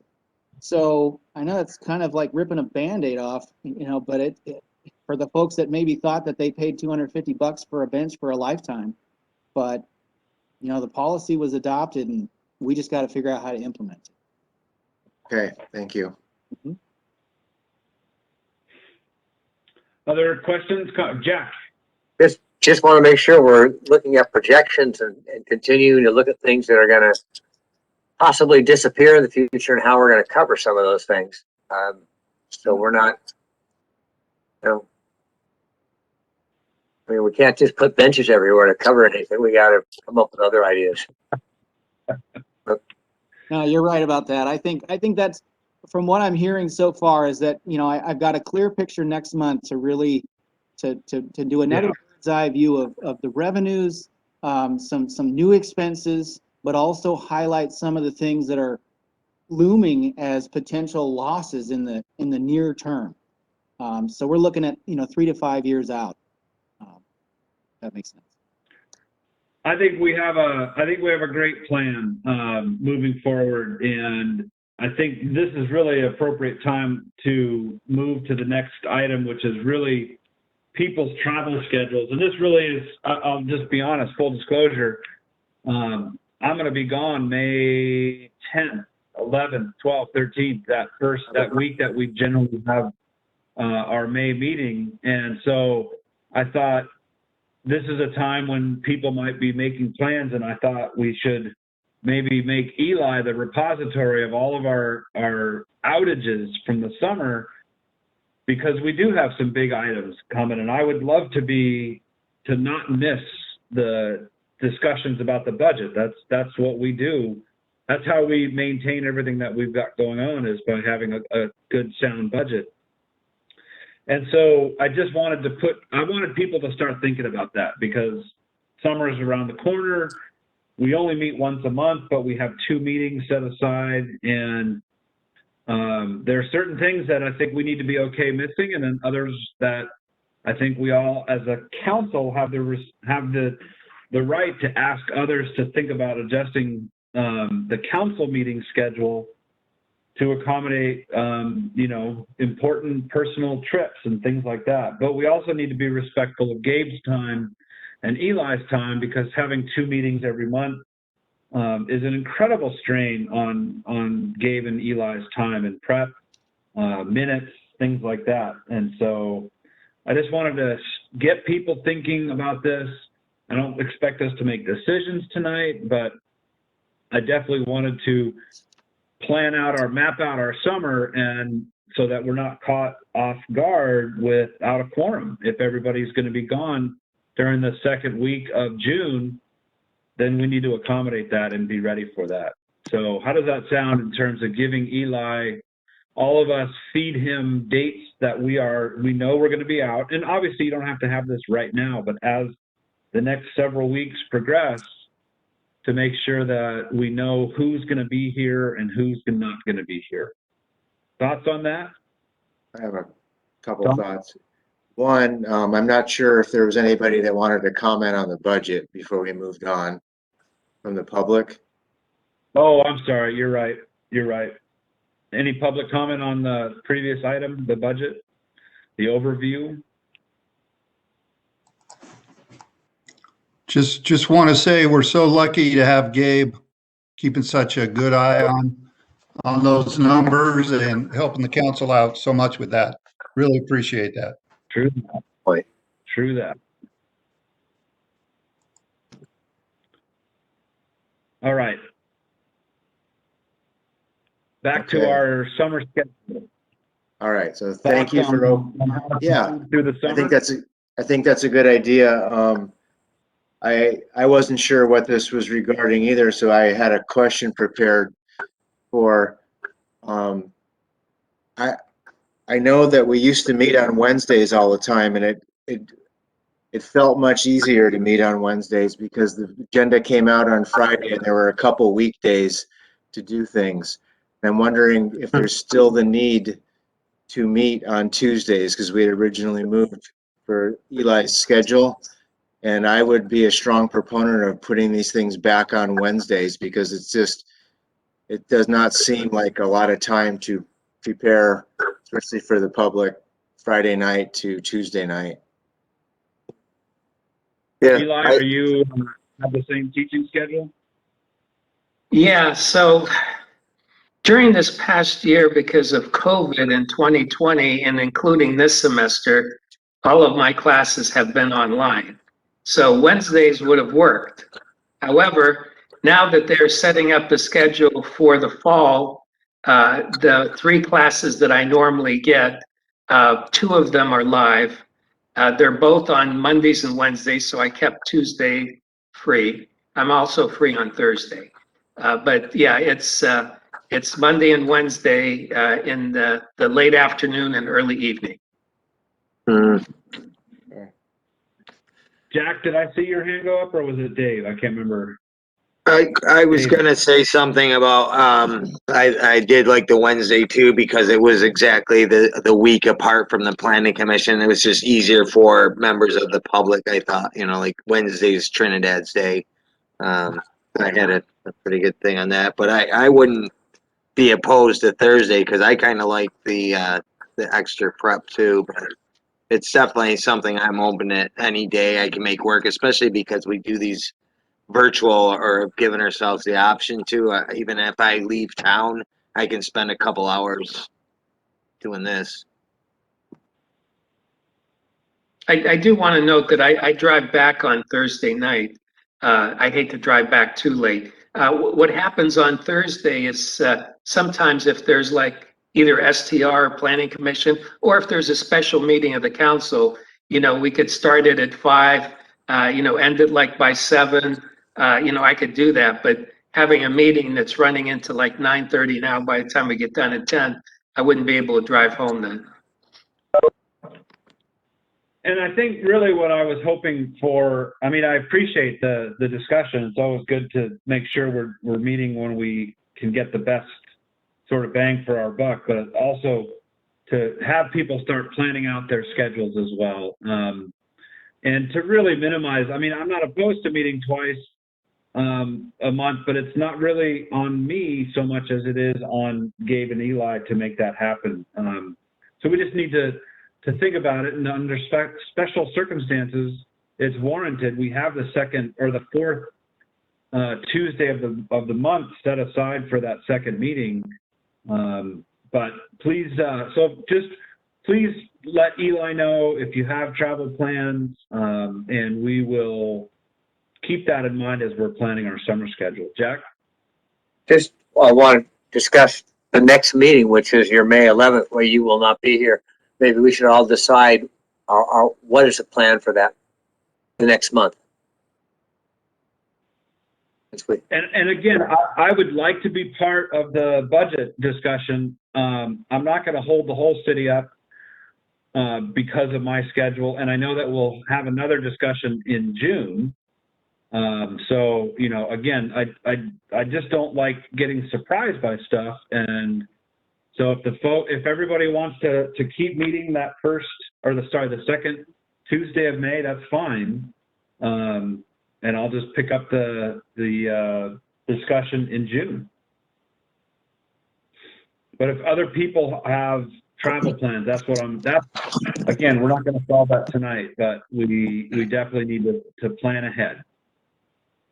I guess I was thinking of, should we do a May 11th or May 25th, or do we need to stay on schedule if you're not going to be here? I just want to, Like I said, I don't want to hold the budget meeting up because my experience now, this will be my 6th budget meeting, I think, or 5th anyway. We need every chance to meet and then to go back and ask Gabe and Eli to crunch some more numbers. And as we come up with different ideas, we need all the meetings that we can. So I don't want to hold anything up. good. We'll have it then. I'm for keeping our regular schedule right now because that's still, you've got, if we needed to meet again in May, and then June last year we met twice, and hopefully everybody would be around, but it's hard to, decide if you're going to be around, and just if it works out. I mean, I know it's nice to when you're interested in something, so I appreciate you calling it out there, but it's hard to rearrange the whole month. Yeah, I guess really, Tom, really what it ends up being is, what if 3 of us have something that's going on at the same time, and we're in a crunch time?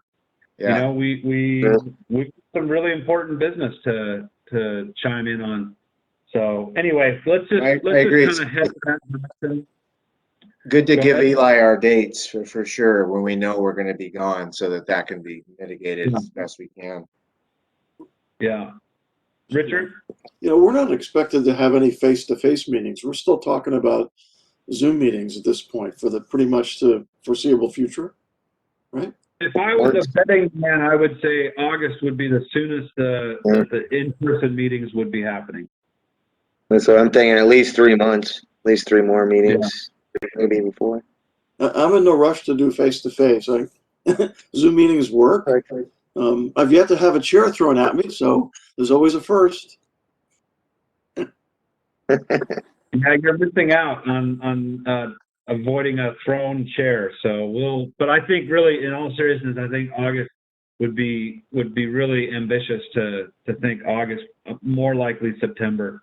But with COVID, no one really gives a shit about predictions anyway, because they never really stand on much. So how about future agenda items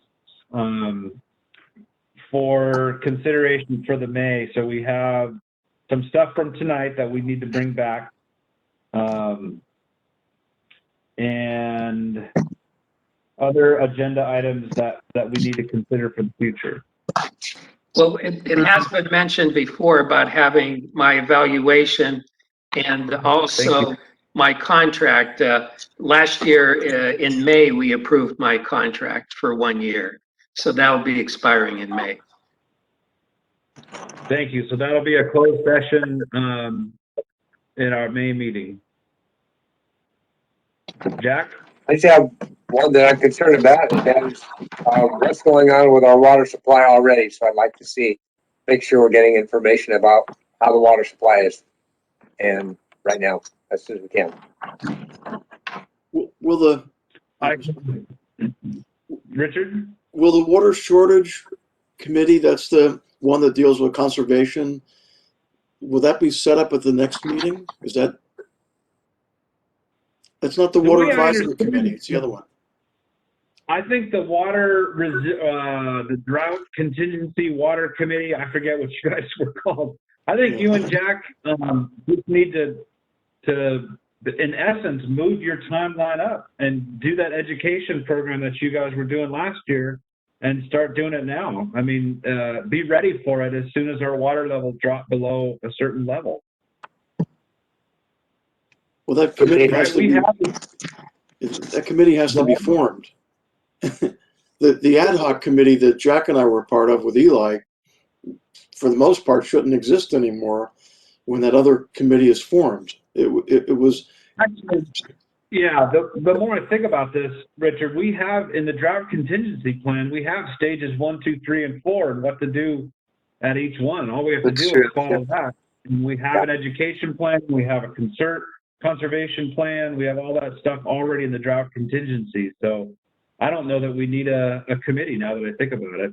We just need to make sure that we're keeping that drought contingency, those 4 stages in mind and be active about it. So I think that's more a direction for staff to make sure that we're, that we're timely with when we go into different stages, because the stages are based on water flow. It's not a guesswork, it's water flow. No, I understand. I'll work with Eli to figure this thing out.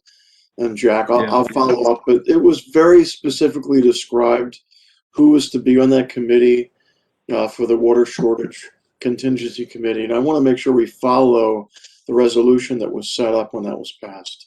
That's Yeah, my water concern. shortage response team. That's it. Thank you. There you go. Was it? Yep. WSRT, that's what it was. Okay. So I'll communicate with Eli and we'll figure it out. Thank you. Yep. Other agenda items for the future? Well, if you think of them, let us know. And with that, I believe I can adjourn the meeting. Thank you. All right. All right, thank you. Bye, everybody. Thank you, everyone. See you soon. Everyone, good night. Thank you. Bye-bye.